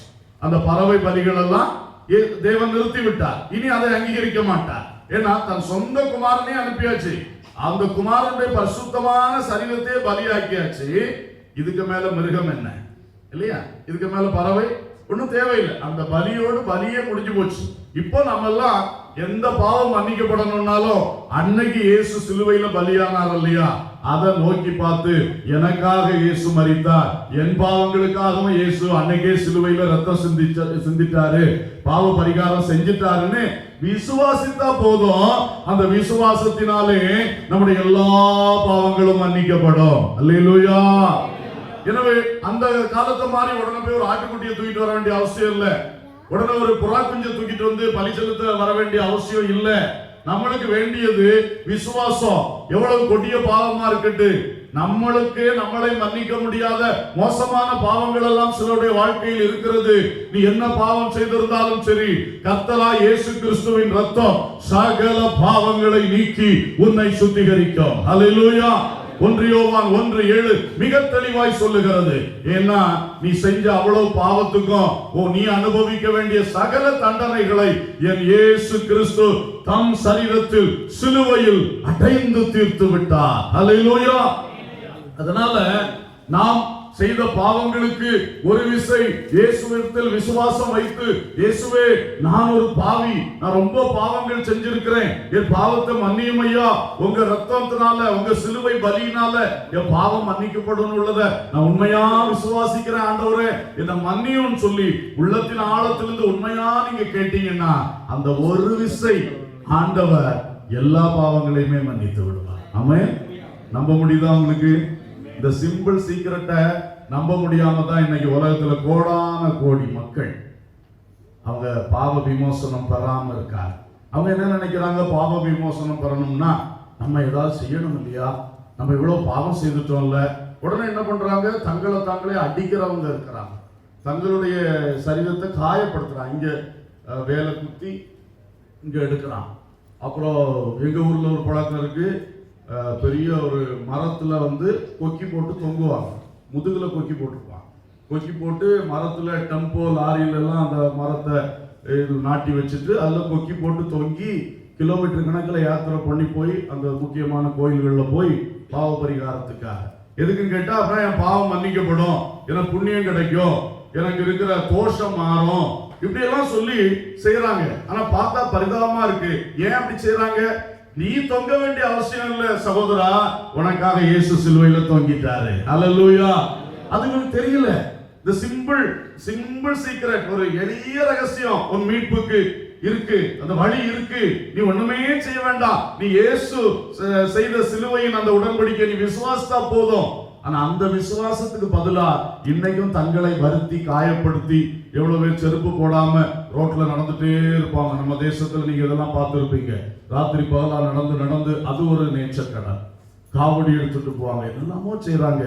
அப்போ இதெல்லாம் அவங்க செய்யறது எதனால செய்யறாங்க? நான் செய்த பாவத்துக்கு ஏதோ ஒரு பரிகாரம் தேடணும். நீ என்னைக்கு தேடுவ? நீயே குளத்துல விழுந்து கிடக்கிற, உன்னை நீயே காப்பாத்திக் கொள்வாயா? உன்னை நீயே காப்பாத்திக் கொள்ள முடியாது. அதற்கு தான் இயேசு கிறிஸ்து பரலோகத்திலிருந்து வந்து நம்மை காப்பாற்றுகிறார். ஹல்லேலூயா. ஒருத்தன் குளத்துல விழுந்துட்டான்னா இன்னொருத்தன் போய் அவனை பிடிச்சு என்ன செய்யணும்? தூக்கிட்டு வரணும். இவன் புத்தி உள்ளவன்னா இன்னொருத்தன் வரும்போது அவன் கையில ஃப்ரீயா விட்டு கொடுத்துட்டு பேசாம நிக்கணும். அப்பதான் அவன் ஈஸியா இழுத்துக்கொண்டு கரையை சேர்ப்பான் இல்லையா? இவங்க கை கால அடிச்சாங்கன்னா அப்புறம் அவனுக்கு இழுத்துட்டு போறதுக்கும் கஷ்டமா இருக்கும். அதே மாதிரிதான் நம்ம இயேசு உண்மையா விசுவாசித்து 100% சரண்டர் ஆயிடும். ஆண்டவரே, பாவ மன்னிப்பு என்னால பெற முடியாது, நான் எவ்வளவு பரிகாரம் செய்தாலும் அந்த பரிகாரத்துல நான் செய்த பாவத்துக்கெல்லாம் செய்து தீர்க்க முடியாது, அதனால மொத்தமா சரண்டர் ஆயிடுறேன்பான்னு ஆண்டவர் பாதத்துல விழணும். ஓகே, இதுதான் ஆண்டவர் நமக்கு வச்சிருக்கிற வழி. இந்த மகா பெரிய மீட்பை நமக்கு உண்டாக்கி பாவத்தில் விழுந்த மனுக்குலத்தை மறுபடியும் இயேசுவின் சிலுவையினாலே தூக்கி எடுத்து மறுபடியும் தன்னோடு ஐக்கியப்படுத்திக் கொள்ள வேண்டும் என்பதுதான் அந்த தேவன் இந்த இயேசுவை அனுப்பின அவருடைய சித்தம். ஹல்லேலூயா. அந்த சித்தத்தை இயேசு கரெக்டா செய்து முடித்தார். ஆனா அந்த சித்தத்தை செய்யக்கூடாதபடி பயங்கரமான கஷ்டங்கள் இருந்தன. கெத்சமனே தோட்டத்தில் வைத்து இயேசு ஜெபித்தார், பிதாவே, இந்த பாத்திரம் என்னை விட்டு நீங்க கூடுமானால் நீங்கும்படி செய்யும், ஆகிலும் என் சித்தத்தின்படி அல்ல உன் சித்தத்தின்படியே ஆக கடவது. அந்த ஜெபத்தை நீங்கள் புரிந்து கொண்டீர்களானால் அது நலமாக இருக்கும். இயேசுவே இப்படி ஒரு வார்த்தை சொல்லுவாரா? எனக்கெல்லாம் அதை ஜீரணிக்கவே முடியாது. இயேசுவே இப்படி ஒரு வார்த்தை சொல்லுவாரா? ஏன்னா அவ்வளவு கஷ்டம்.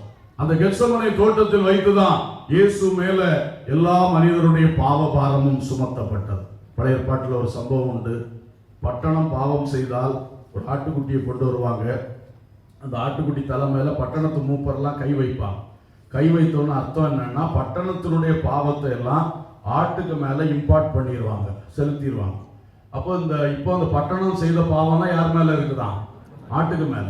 இந்த ஆட்டை கொண்டு பலியாக்குவாங்க, இன்னொரு ஆடை போக்காடா விடுவாங்க. அதெல்லாம் நியாயப்பிரமாணத்தில் இருக்கக்கூடிய முறைகள். அப்ப அப்படி செய்யும் பொழுது ஒரு ஆடு கம்ப்ளீட் பாவத்தை தன் மேல எடுத்துட்டு அது மறிக்குது. மறிச்சோன்னா அந்த பட்டணம் செய்த பாவம் எல்லாம் மன்னிக்கப்படுது. இது பழைய ஏற்பாட்டுல ஒரு ஒழுங்கு. அப்ப அதே பேசிஸ்ல பார்த்தா முழு ஆதாமின் சந்ததி செய்த பாவமும் அப்படியே இயேசு தலை மேல இம்பார்ட் பண்ணப்படுது. அதான் கெத்சமனேல நடந்தது. கெத்சமனேல இவர் போய் ஜெபிக்கும் போது முழு பாவமும் சேர்த்து யார் மேல வைக்கப்படுது? இயேசு மேல. அதனாலதான் அவருக்கு அதை தாங்க முடியாத வேதனை, ரத்தமா வருது, வேர்வை எல்லாம். அப்படி ஜெபிக்கிறார். அப்ப தாங்க முடியாது. ஒவ்வொருத்தையும் செய்த பாவத்தினுடைய தோஷத்தை அனுபவிக்கணும்னா சும்மாவா? அதோடைய வேதனை எப்படி இருக்கும், அதோடைய கஷ்டம் எப்படி இருக்கும்? பாவங்கள், சாபங்கள், வியாதிகள் எல்லாத்துடைய அகோரத்தை அவர் அனுபவிக்கிறாரு. அப்பதான் சொல்றாரு, இந்த பாத்திரம் என்னை விட்டு நீங்க கூடுமானா யாரால தாங்க முடியும்? ஒரு மனுஷனாக அவர் தாங்குறாரு அதை. அப்படிதான் அவர் சொல்றாரு. ஆனாலும் இயேசு சொல்றாரு, என் சித்தம் அல்ல உன் சித்தமாகட்டும். அல்லேலூயா. அப்படியே அர்ப்பணித்தார். அந்த அர்ப்பணிப்புக்கு பிறகு வெற்றியாக எழும்பி சென்றார். சிலுவையில் ஒரு சின்ன தோல்வி கூட இல்லாம அழகா செய்து முடித்தார். அல்லேலூயா. எனவே பிதாவானவர் அனுப்பின அந்த நோக்கத்தை, சித்தத்தை செய்து நிறைவேற்றும்படிக்கு இந்த உலகத்தில் வந்தேன் என்று சொன்னார். அதை அப்படியே அவர் செய்து முடித்தார். அல்லேலூயா.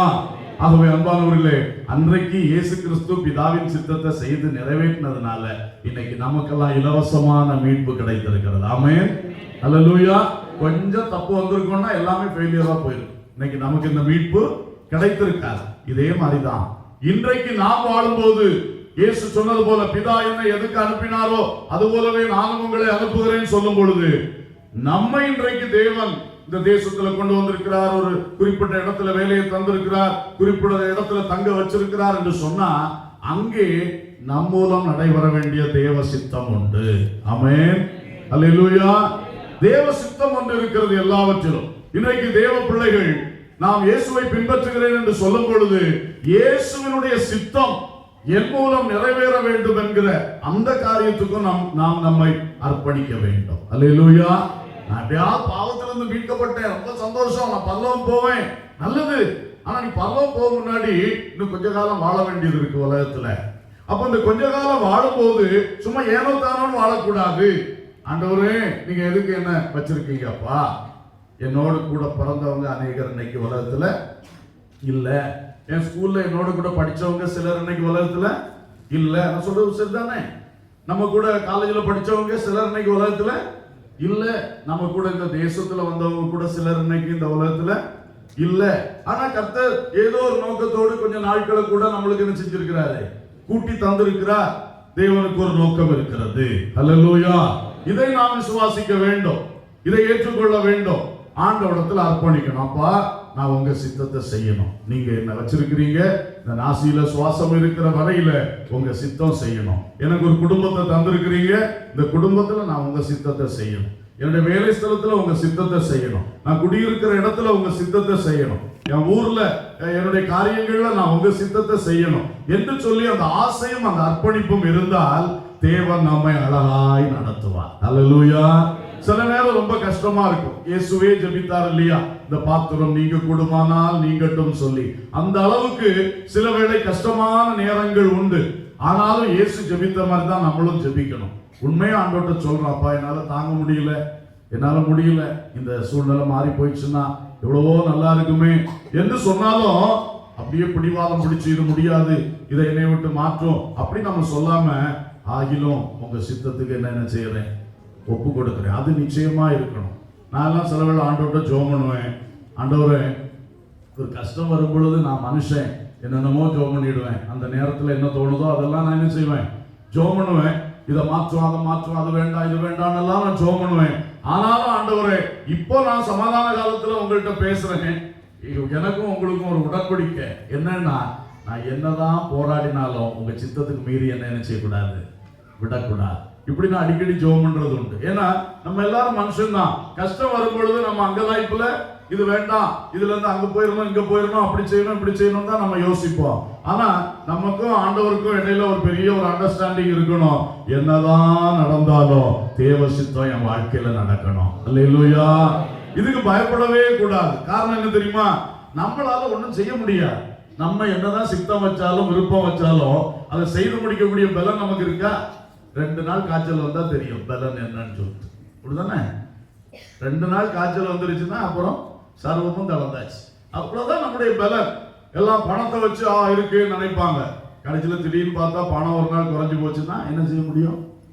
ஆள் அந்த ஆள் இருக்காரு, இந்த ஆள் இருக்காரு, எனக்கு இன்ஃப்ளூயன்ஸ் இருக்கும்பாங்க. இன்ஃப்ளூயன்ஸ் எல்லாம் ஒண்ணும் நிக்காது. நமக்கு தெரியும் உலகத்துல எதையும் பலனாய் கொண்டு நாம் வாழவே முடியாது. கர்த்தருக்கு ஸ்தோத்திரம். ஆகையினாலே நமக்கு நன்றா தெரிந்திருக்கணும், நம்ம சித்தம் எதுவும் எடுபடாது.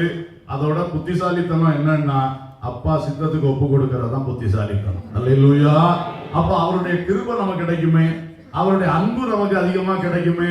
அவர் பாப்பாரு, இந்த பையன் வந்து இல்ல இந்த பிள்ளை வந்து என்கிட்ட எப்ப பார்த்தாலும் வந்து அப்பாவுக்கு சித்தம் சித்தம் சொல்லிட்டு இருக்கானே, அவன் மனசுல 100க்கு 100 அப்படி இருக்கோ இல்லையோ, ஆனா என்ன பண்ணிட்டு கிடக்கான், சொல்லிட்டு கிடக்கானே. பாப்பாரு, நமக்கு ஒரு ஆசை இருக்குது, அதனால இவனை நான் நடத்தணும், இவனை நான் கைவிடக்கூடாது, இவனை நான் வேற டைவர்ட் ஆகி போறதுக்கு நான் விட்டுறக்கூடாதுன்னு சொல்லி அவர் நிச்சயமாய் நம்மை நடத்துவார். அல்லேலூயா. அதுவே இப்படி செய்யணும். நான் பார்த்திருக்கிறேன் என்னுடைய ஒரு சின்ன அனுபவத்துல 2 விதத்துல கர்த்தர் நம்மை நடத்துகிறார். ஒன்று, சில வேளை அவருடைய சித்தம் இன்னதென்பதை நமக்கு சொல்லுகிறார். மகனே இதை செய், இந்த வழி போகாத, அந்த காரியத்தை செய், இதை தெரிந்தெடுக்காத என்று சொல்லுகிறார். சில சமயம் எப்படி சொல்லுகிறார்? நம்முடைய மனசுலயே பேசுறார். அல்லேலூயா. நம்ம மனசுலயே ஆண்டவர் என்ன செய்யறாரு? பேசுறார். சில சமயம் பைபிள் வாசிக்கும் பொழுது வசனத்திலிருந்து என்ன செய்கிறாரு? பேசுறார். சில சமயம் இந்த மாதிரி யாராவது பிரசங்கம் பண்ணும் பொழுது அவருடைய செய்தி மூலமா என்ன செய்கிறாரு? பேசுறாரு. சில சமயம் தீர்க்கதரிசனங்கள் மூலம் பேசுறாரு, சொப்பனங்கள் மூலம் பேசுறாரு, தரிசனங்கள் மூலம் பேசுறாரு. நிறைய வழி இருக்கு. இப்படி ஆண்டவர் ஏதோ ஒரு வழியில நம்ம கிட்ட என்ன செய்யறாரு?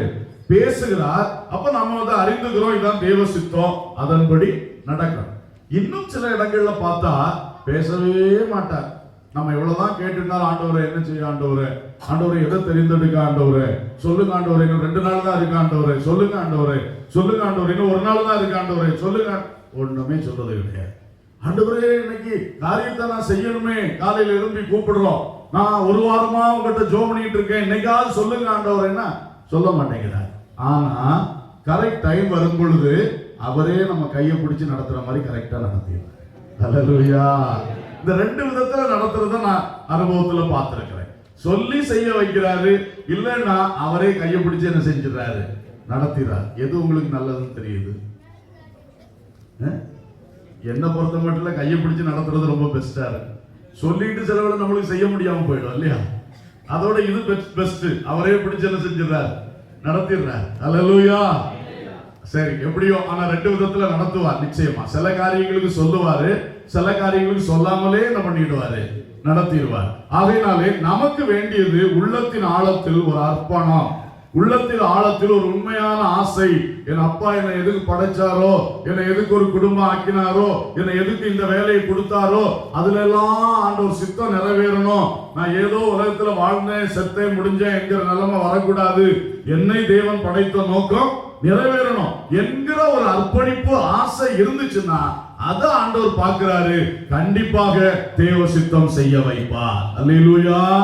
சாத்தான் எவ்வளவு இடையூறு பண்ணாலும், நம்ம சில தவறுகள் கூட வந்து போனாலும், எல்லாத்தையும் ஆண்டவர் திரும்ப உணர்த்தி, சரிப்படுத்தி, சமப்படுத்தி, விழுந்து போனவனையும் தூக்கி நிறுத்தி தேவ சித்தத்தில் நடக்க வைப்பார். அல்லேலூயா. எனவே இயேசுவை போல அவர் தேவ சித்தத்தை நிறைவேற்றினது போல நாமும் கட்டாயமாக அந்த தேவ சித்தத்தை வாஞ்சிக்கணும். நம்பர் 1 என்ன சொன்னோம்? இயேசு தேவனை காண்பிக்கும்படி, வெளிப்படுத்தும்படி வந்தார். அதுபோல நம்மளும் இயேசு என்ன செய்யணும்? காண்பிக்கணும். 2வது, இயேசு பிதாவினுடைய சித்தத்தை நிறைவேற்றும்படி வந்தார். அதுபோல நாமும் என்ன செய்ய வேண்டும்? தேவனுடைய சித்தத்தை நிறைவேற்றும். 3வதாக நாம் வாசிக்கலாம் லூக்கா சுவிசேஷம் 19வது அதிகாரம் 10வது வசனம். இழந்து போனதை தேடவும் ரட்சிக்கவுமே மனுஷகுமாரன் வந்திருக்கிறார் என்றார். ஸ்தோத்திரம். இங்கே இயேசு சொன்னார், இழந்து போனதை தேடவும் ரட்சிக்கவுமே மனுஷகுமாரன் வந்திருக்கிறார். இழந்து போனதை தேடுவதற்காக பிதாவானவர் இயேசு கிறிஸ்துவை இந்த உலகத்துக்கு என்ன செய்தாராம்? மனுஷகுமாரனாக அனுப்பினார். ஹல்லேலூயா. நான் ஏற்கனவே முதல்ல சொன்ன அதே காரியம் தான் இங்க இன்னொரு விதத்துல சொல்லப்பட்டிருக்கிறது. அன்றைக்கு தேவன் ஆதாமையும் ஏவாளையும் தமக்கென்று உண்டு பண்ணினார். ஆனால் சாத்தானுடைய சூழ்ச்சியினாலே அந்த ஏவாள் அதற்கு சாத்தானு கீழ்ப்படிந்ததினாலே தேவன் ஆதாமை ஏவாளை இழந்து போனார். இவர்களும் தேவனை இழந்தார்கள், அதை நான் சொன்னேன். ஆனா தேவனும் இப்ப என்ன பண்ணிட்டாரு, தன்னுடைய பிள்ளைகளை என்ன செஞ்சிட்டாரு, இழந்துட்டார். இழந்து அவரும் துடிச்சுட்டே இருக்கிறார். அவர் தேடி வந்தார். ஆதியாகமம் 3ஆம் அதிகாரத்துல படிக்கிறோம். அந்த தோட்டத்துல வந்து கூப்பிடுறார், ஆதாமே நீ எங்கே இருக்கிறாய், ஆதாமே நீ எங்கே இருக்கிறாய். அவருக்கு தெரியுமா தெரியாதா இவன் எங்க இருக்கான்? அவருடைய கண்களுக்கு மறைவான சிருஷ்டி ஒன்றும் இல்லைன்னு சொல்லியிருக்கு. பிறகு எப்படி வந்து கூப்பிட்டு இருக்கிறாரு, அவருடைய தாகத்தை, அவருடைய தேடுதலை காட்டுகிறார். ஹல்லேலூயா. தேடி வந்து இவன் இப்ப என்ன செய்யறான், வழக்கமா அவர் வந்த உடனே அவர் கூட போய் உலாவுகிற ஆதாமும் ஏவாளும் அவர் தேடி வந்து நிற்கும் போது ஓடி ஓடி ஒளிகிறான், மரங்களுக்கு பின்னால ஒளிகிறான். தான் நிர்வாணி என்று இன்றைக்கு தான் கண்டு கொண்டான். இதுவரைக்கும் தேவனுடைய மகிமை அவனை மூடி இருந்தது. தேவ மகிமைக்குள்ள இருக்கும் பொழுது அவனுக்கு வேற சிந்தனையே இல்லை. இப்ப அது எடுபட்டு போயிடுச்சு. பாவம் செய்தவன தேவ மகிமை அவனை விட்டு எடுபட்டு போயிடுச்சு. இப்ப அவன் தன் பரிதாப நிலைமை அவன் உணர்றான், பார்க்கிறான். எப்படி நான் தேவனுக்கு முன்னால நிற்க முடியும், நான் நிர்வாணி, நான் ஒன்றுமில்லை. ஓடி ஓடி ஒழிக்கிறான். கர்த்தர் தேடி வருகிறார். அன்று மட்டுமல்ல, இன்றைக்கும் அந்த ஆண்டோடைய உள்ளம் தேடி தேடி வந்து கொண்டே இருக்கிறது. ஹல்லேலூயா. இந்த கன்வென்ஷன்லும் அந்த உள்ளம் இங்கே இருக்கிறது. ஹல்லேலூயா. தேவன் தேடி கொண்டிருக்கிறார். இத்தனை பேர் வந்திருக்கும் பொழுது, இன்றைக்கு ஆண்டவர் இங்கே உலாவி கொண்டிருக்கும் பொழுது என்ன தேடி கொண்டிருக்கிறார்? ஒரு சிலரை இந்த கூட்டத்துக்குள்ளே தேடிக்கொண்டே இருக்கிறார். ஹல்லேலூயா. அதான் அவருடைய தேட்டம். இழந்து போனதை தேடணும், தேடணும், கண்டுபிடிக்கணும், திரும்ப மீட்டுக் கொள்ளணும். அதுக்கு தான் இயேசு இங்க உலாவி கொண்டே இருக்கிறார். எரிகோ பட்டணத்துக்குள்ளே நடந்து சென்றார். அவர் பின்னால் ஒரு பெரிய கூட்டம் எப்பவும் போகும். அவருடைய சீடர்கள் போவார். அவருடைய பிரசங்கத்தை கேட்க ரொம்ப விருப்பமா நிறைய பேர் போவாங்க. எங்க போனாலும் அவர்கிட்ட போனா அற்புதம் கிடைக்கும்னு சொல்லிட்டு நிறைய பேர் வருவார். இன்னொரு கூட்டம் குற்றம் கண்டுபிடிக்கிறதுக்கும் ஒரு பரிசேயர் சதுசேயர் கூட்டம், அதுவும் எப்பவும் வரும். இப்படி பலவிதமான ஒரு கூட்டம் இயேசு பின்னால எப்பவும் வந்துட்டு இருக்கோம். அவ்வளவு கூட்டம் மக்கள் வரும் பொழுது ஒரு மலத்தடியில வந்து நின்று அங்க பாக்குறாரு, மேல அண்ணாந்து பாக்குறார். அங்க ஒருத்தன் ஒளிச்சுட்டு இருக்கிறான். சகைவே, நீ சீக்கிரமாய் இறங்கி வா, இன்றைக்கு நான் உன் வீட்டில் தங்க வேண்டும். எப்படி பாருங்க, அவன் கூட கூப்பிடல. அவனுக்கு பார்த்துட்டு போனோம் தான் அவன் வந்தான். எப்படியாவது பார்க்கணும், நம்மளை யாரும் பார்த்துட கூடாது, நம்ம இயேசு என்ன செய்யணும் பாரு. ஆனா இயேசு இப்ப சொல்ல, நான் இன்னைக்கு உன் வீட்டுல தங்குவேன். பெரிய மனுஷங்களுக்கு எல்லாம் கோபம் வந்திருக்கும். என் வீடு இல்லையா, இவ்வளவு பெருசா நான் கட்டி போட்டிருக்கேன், இவருக்கு சகைவு வீட்டுக்கு தான் போகணுமா? நான் எவ்வளவு நீதிமானா இருக்கிறேன், பரிசேயனா இருக்கிறேன், பிரதான ஆசாரியனா இருக்கிறேன், என்னெல்லாம் விட்டு போட்டு இந்த பாவி வீட்டிலேயா இவர் போய் தங்குவார்? பல கேள்விகள், பல குழப்பங்கள் பலருக்குள்ள வந்துச்சு. அவர் ஒன்னும் பார்க்கல. இழந்து போன ஒரு ஆத்துமா என்னை தேடுகிறது, என்னை பார்க்கணும்னு ஆசைப்படுது. அந்த ஆத்துமாவுக்கு நான் வேணும். ஹல்லேலூயா. இதைத்தான் கர்த்தர் பார்க்கிறார். இன்னைக்கு வந்திருக்கிற இத்தனை பேருடைய உள்ளத்திலே, ஆண்டவரே வாழ்க்கையில் ஒரு நிம்மதி கிடைக்காதா? எனக்கு நிம்மதி எங்க கிடைக்கும்? இயேசு பற்றி எல்லாரும் நல்லா சொல்றாங்களே, எனக்கு அந்த நிம்மதி இயேசு மூலமா வருமா? சமாதானம் கிடைக்குமா? வாழ்க்கை கிடைக்குமா? சாபம் மாறுமா? வியாதி மாறுமா? பிசாசின் போராட்டம் மாறுமா? எந்த ஒரு ஏக்கத்தோடு எத்தனை பேர் வந்திருக்கிறீங்களோ, உங்களை தேடி இயேசு வந்திருக்கிறார். ஹல்லேலூயா. அவர், நீங்க அவரை தேடும் போது அவர் உங்களை அதிகமா தேடி வருகிறார். சகையு அவரை பார்க்கணும்னு ஆசைப்பட்டான். அவன் வீட்டுக்கே போனார். ஹல்லேலூயா. இதுதான் ஆண்டவருடைய தேடுகிற உள்ளம். இதுக்கு தான் இயேசு அனுப்பினார். இழந்து போனதை தேட வேண்டும். என் பிதா இழந்து போயிட்டாரு. அந்த இழந்து போன மனிதர்கள் இங்க இருக்கிறாங்க. அந்த ஆத்துமாக்களை தேடி கண்டுபிடித்து ரட்சிக்க வேண்டும். ஹல்லேலூயா. இதற்கு தான் இயேசு வந்தார். ஒரு நாள் அவர் சும்மா இருக்கல. போனார், கிராமங்களிலே போனார், பட்டணங்களிலே போனார், வீடுகளிலே போனார், ஜெபாலயங்கள் எங்க வாய்ப்பு கிடைச்சோ அங்கெல்லாம் போனார். போய் தேவனுடைய ராஜ்யத்தை பற்றி சொன்னார். ஹல்லேலூயா. தான் யார் என்பதை வெளிப்படுத்தினார். மக்களுக்கு சமாதானம் கொடுத்தார், ஆறுதல் கொடுத்தார், வியாதிகளிலிருந்து சுகம் கொடுத்தார், பிசாசின் கிரியைகளை அழித்து மக்களை விடுதலை செய்தார். ஆண்டவர் அற்புதங்களை மக்களுக்கு செய்தார். எல்லாவற்றுக்கும் மேலாக தான் யார் என்பதை வெளிப்படுத்தி பிதாவினிடத்தில் போகும் ரட்சிப்பின் வழியை அவர்களுக்கு காண்பித்தார். ஹல்லேலூயா. ஹல்லேலூயா. இது மாதிரி தான் இன்னைக்கும் ஆண்டவர் கிரியை செய்றார். அன்னைக்கு இயேசு கிரியை செய்திருந்தாரு. இன்னைக்கு அவருடைய ஆவியை அனுப்பி அவருக்கு என்று சில ஊழியக்காரங்களை தெரிந்தெடுத்து அந்த அபிஷேகத்தை அவங்களுக்குள்ள வச்சு அவங்களை கொண்டு கிரியை செய்கிறார். ஹல்லேலூயா. அவரை விசுவாசிக்கிற விசுவாசிகளிடத்தில் அவருடைய ஆவியை வைத்து அவர்கள் மூலமாக ஆத்மாக்களை என்ன செய்கிறாரு? தேடுகிறார். இதுதான் இன்னைக்கு நடக்குது. எனவே அன்பானவர்களே, அவர் பாவிகளை தேடி வந்தார். ஆமென். இயேசு யாரை தேடி வந்தார்? பெரிய பெரிய ஆட்கள் இருந்தாங்க. பிரதான ஆசாரியன், பரிசேயர்கள், சதுசேயர்கள் ரொம்ப பெரிய சமுதாயத்துல பெரிய ஆட்களா இருந்தாங்க. அவங்களோட அவர் கொஞ்சம் அட்ஜஸ்ட் பண்ணி அவருக்கு பிரசங்கத்தை எல்லாம் கொஞ்சம் அட்ஜஸ்ட் பண்ணி வச்சிருந்தாருன்னா அழகா இருந்திருக்கலாம். ஒன்னும் பிரச்சனை இல்லை. சிலுவைக்கும் போக வேண்டாம், எங்கேயும் போக வேண்டாம், அழகா என்ன செஞ்சிருக்கலாம். பெரிய மத குருவாக்கி வச்சிருப்பாங்க அவரை. ஆனா அவர் அதுக்காக வரல. பிதாவின் சித்தத்தை செய்யணும். அது மட்டும் இல்ல, இழந்து போனதை என்ன செய்யணும்? தேடி கண்டுபிடிக்கணும். ஹல்லேலூயா. அப்படியாக ஆண்டவர் பாவிகளை தேடி தேடி சென்று தேவன் இழந்து போன ஆத்துமாக்களை தேடுகிற பணியிலே அவர் ஈடுபட்டார். இன்றைக்கும் ஈடுபட்டு கொண்டே இருக்கிறார். ஆமென். எனவே இங்கே நாமும் கவனமாக இருக்க வேண்டும். நம்முடைய வாழ்க்கையிலே இன்றைக்கு நாம் இழந்து போன கூட்டத்தில் இருக்கிறோமா அல்லது மீட்கப்பட்ட கூட்டத்தில் இருக்கிறோமா? இதை கேட்கிற சகோதரனே, சகோதரியே, இந்த இடத்திலே நீங்கள் இன்றைக்கு சிந்தித்தே ஆக வேண்டும்.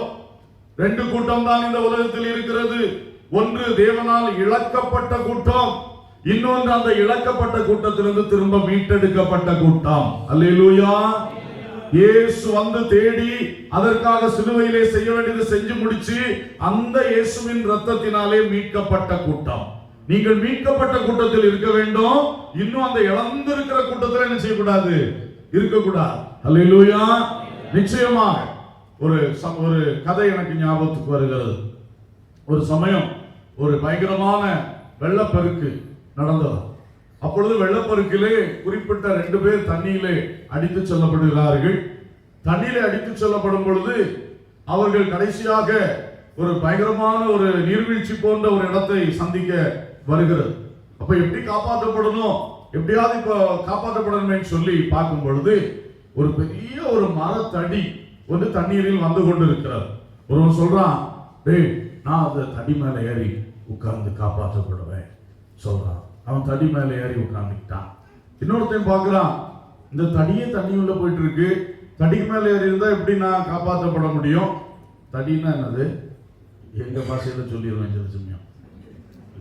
மர இது ஊட்ட பெரிய மரக்கட்டை, மரமே முறிஞ்சு போயிட்டு இருக்கு, அதுக்கு மேல ஏறி உட்கார்ந்துருக்கு. அப்ப பாருங்க, இவன் இன்னொருத்தையும் பார்க்கிறான். அப்படியே அவன் பார்க்கும் பொழுது மேல இருந்து ஒரு சில ஒரு கயிறு, நல்ல நீளமான கயிறை வீசி இதை பிடிச்சிக்கன்னு சொல்றாங்க. இவன் போய் அந்த கயிறை போய் பிடிச்சுக்கிட்டான். உங்களுக்கே தெரியும் யார் காப்பாற்றப்பட்டிருப்பார். இந்த சின்ன கயிறை பிடிச்சவன் அற்புதமா என்ன செய்யப்பட்டான்? காப்பாற்றப்பட்டான். பெரிய மரத்தடியை பிடிச்சவன் மரத்தடியோடு சேர்ந்து என்ன போட்டான்? அவன் செத்து போனான். இன்றைக்கு மனிதர்கள் இப்படித்தான் செய்யறான். அவங்களுக்கு கண்ணுக்கு பெருசா தெரியும். கண்ணுக்கு எப்படி தெரியணும்? பெருசா ஒரு உருவம் தெரியணும், ஒரு படம் தெரியணும், ஏதோ ஒண்ணு பெருசா சாதிச்சு அதனால ரட்சிப்பு வருதுன்னு ஏதோ ஒரு பெரிய ஒரு கிரியை செய்யணும், பெரிய தவம் செய்யணும், பெரிய இவங்களுக்கு தங்களை என்ன செய்யணும்? வருத்தணும். இப்படிதான் அவங்க எதிர்பார்க்கிறான். ஏதோ ஒரு பெருசா செஞ்சாதான் ஏதோ காப்பாற்றப்பட முடியும். அப்படி கிடையாது. சின்ன எளிமையா தெரிகிற ஒரு கயர் தான் இந்த இயேசுவின் ரட்சிப்பு. ஹல்லேலூயா. இது சின்னதா தான் தெரியும், ஆனா இதுக்கு அந்த பக்கம் ஒருத்தன் பிடிச்சிட்டு இருக்கிறான். ஆமென். அதான் இதுல உள்ள விசேஷம். அவன் தூக்கி எடுத்துருவான்.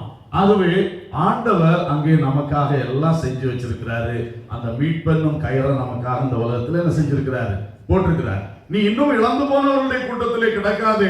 இப்படிப்பட்ட கண் காணுகிற காரியங்களை நம்பி நீ இன்னும் அழிந்து போகாதே. உன் இயேசுவை நீ நோக்கிப்பார். அவர் உனக்காய் வைத்திருக்கிற ரட்சிப்பை நீ இன்றைக்கு நோக்கிப்பார். அந்த இயேசு கிறிஸ்துவினால் வருகிற பாவ மன்னிப்பாகிய மீட்பை நீ இன்றைக்கு சுதந்திரித்துக் கொள். உன்னுடைய வாழ்க்கை சரியில்லை, பாவத்துக்குள் கிடக்கிறது. நீ தேவன் உண்டாக்கின சரீரத்தை குடித்து நீ கெடுத்துக் கொண்டிருக்கலாம். சிகரெட் பிடித்து நீ கெடுத்துக் கொண்டிருக்கலாம். பலவித போதைகளினாலே தேவன் தந்த சரீரத்தையே நீ கெடுத்துக் கொண்டிருக்கிறாய். நான் அதுக்கு அடிமைப்பட்டுட்டேன் என்று நீ சொல்லுகிறாய். ஆனால் அது பாவம் தெரியுமா? உன்னை நீயே அழித்துக் கொள்ளுகிறாய். தேவன் தந்த சரீரம், தேவனுக்கு ஆலயமாக தேவன் தந்த சரீரம், அவருடைய பரிசுத்த ஆவி உனக்குள் வாசம் பண்ண வேண்டும் என்று தந்த சரீரம். ஆனா அதை கெடுத்துக் கொண்டே இருக்கிறாய், பாவம் செய்கிறாய். அடுத்தவனுடைய திருடுகிறாயா? அடுத்தவனுக்கு தீமை நினைக்கிறாயா? அடுத்தவனுக்கு தொந்தரவு கொடுக்கிறாயா? வேலையிலே அவனுக்கு தொந்தரவுகளை உண்டு பண்ணி வைக்கிறாயா? நீ செய்கிறது பாவம். அசுத்தமான நினைவுகள், பேசித்தன எண்ணங்கள், விபச்சார காரியங்கள் போன்ற பொல்லாத அசுத்தமான காரியங்கள் உன் வாழ்க்கையில் இருக்கிறதா? அதுதான் பாவம். ஒருவேளை உனக்கு செய்ய வாய்ப்பில்லை, ஆனால் உன் சிந்தனை முழுவதும் அதனால் நிறைந்திருக்கிறதா? அதுவும் பாவம் என்று இயேசு புதிய ஏற்பாட்டிலே சொல்லி இருக்கிறார். அல்லேலூயா. பாவங்கள், மனிதன் இன்றைக்கு அப்படிப்பட்ட பாவங்களை செய்கிறான். கொலைபாதகங்கள், மற்றவனை அடிக்கிறது, மற்றவனுக்கு தீமைகளை உண்டு பண்ணுகிறது, எத்தனையோ எத்தனையோ பாவங்கள், அவலட்சணமான காரியங்களை செய்கிறது, இம்மாரல் காரியங்கள், இதெல்லாம் பாவம், ஒழுக்கக்கேடான காரியங்கள். பைபிள் பட்டியல் போட்டு சொல்லுகிறது. அப்படிப்பட்ட காரியங்கள்ல கட்டப்பட்டு நிம்மதியை இழந்து, சரீரத்தை கெடுத்து, மனசை கெடுத்து, வாழ்க்கையை கெடுத்து, கடைசியில நித்தியத்தை கெடுத்து நரகத்துக்கு போகின்ற ஒரு பரிதாபமான சூழ்நிலையில் தான் இன்றைக்கு நீ சென்று கொண்டிருக்கிறாய். ஆனால் இன்று ராத்திரி வேளை ஆண்டவராய் இயேசு கிறிஸ்து உனக்காக இரு கரம் விரித்தவராய் சிலுவையில் தொங்குகிற காட்சியை நீ உன் கண் முன்னால் காண்பாயாக. அல்லேலூயா. இன்றைக்கு நீ இழந்து போன கூட்டத்தில் நின்றது போதும், நீ மீட்கப்படும் கூட்டத்துக்குள்ளே கடந்து வர வேண்டும். அதற்காகத்தான் இயேசு இந்த உலகத்தில் வந்தார். அல்லேலூயா, அல்லேலூயா. ஆகவே அன்பான சகோதரனே, சகோதரியே, யாராயிருந்தாலும் இந்த வார்த்தையை நான் சொல்லும் பொழுது ஒரு உள்ளத்திலே நான் தான் அந்த நபர், எனக்கு இயேசு வேண்டும் என்று சொல்லி அந்த எண்ணம் வருகிறது அல்லவா? இயேசுவை நோக்கிப்பா. அல்லேலூயா. இந்த இயேசுதான் ரட்சகர். இந்த இயேசு கையில உன் வாழ்க்கையை ஒப்பு கொடுத்தீங்கன்னா, இயேசு அந்த இழந்து போன கூட்டத்திலிருந்து உன்னை மீட்டெடுத்து மீட்கப்பட்டோர் கூட்டத்துல கொண்டு வந்துருவார். அல்லேலூயா. இயேசு இதற்காகவே இந்த உலகத்தில் வந்தார்.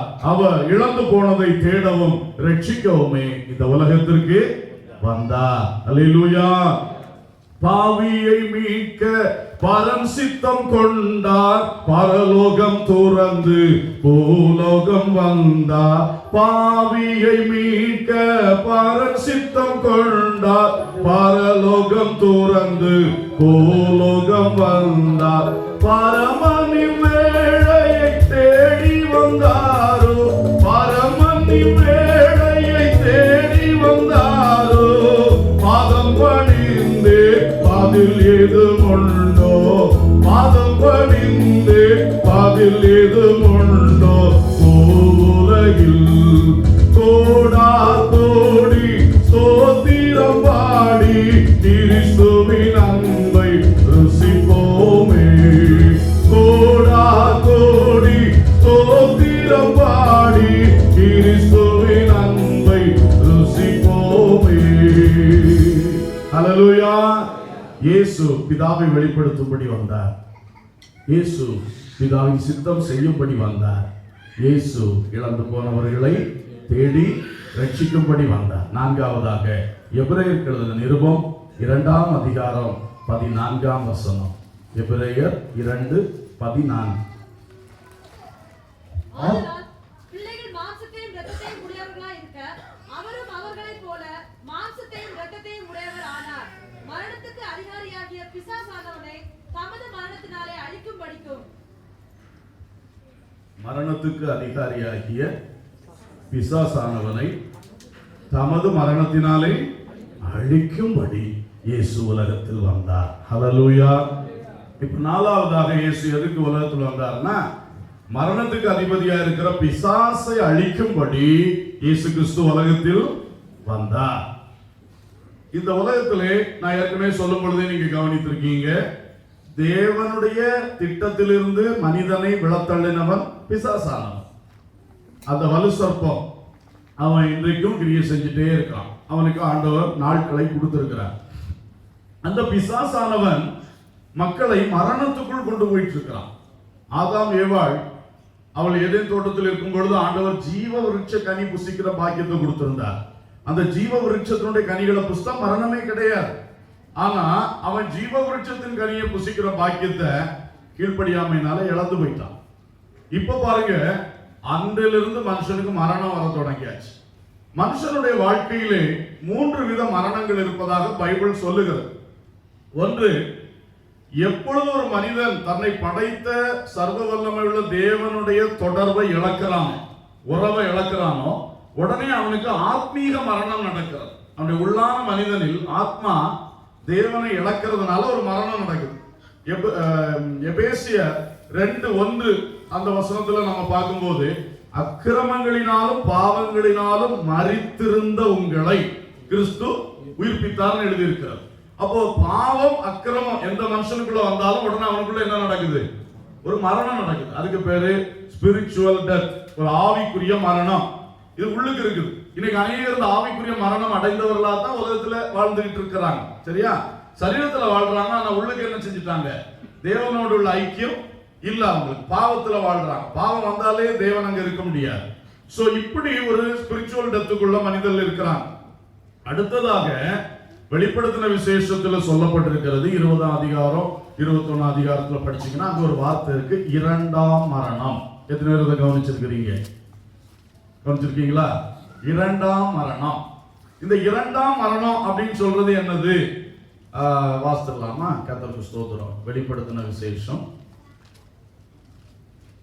20ஆம் அதிகாரம் 13-14 வாசிங்க.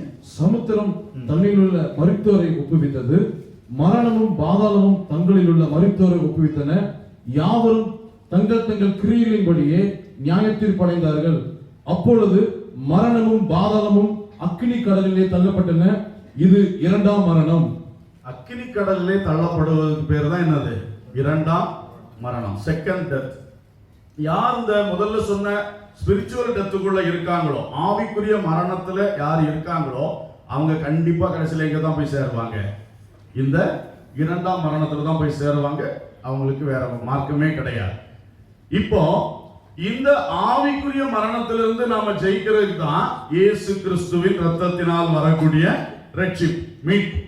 இதை பெற்றுக்கொண்ட உடனே நம்ம ஆத்மா உயிர்ப்பிக்கப்படுகிறது. தேவனோட ஐக்கியம் வந்துருது, தொடர்பு வந்துருது. இப்படி வந்த உடனே நாம என்ன செய்யறோம்? உயிர்ப்பிக்கப்பட்டோம். உயிர்ப்பிக்கப்பட்டு கிறிஸ்துவுக்குள்ள வாழ்ந்தால் இந்த இரண்டாம் மரணம் நமக்கு இல்லை. அல்லேலூயா. அப்ப இந்த ஆவிக்குரிய மரணத்தை ஜெயித்தால் உடனே நம்ம எதையும் ஜெயிச்சிரோம்? அக்கினி கடல்ல தள்ளப்படுதல் ஆகிய அந்த இரண்டாம் மரணத்தையும் ஜெயித்தோம்.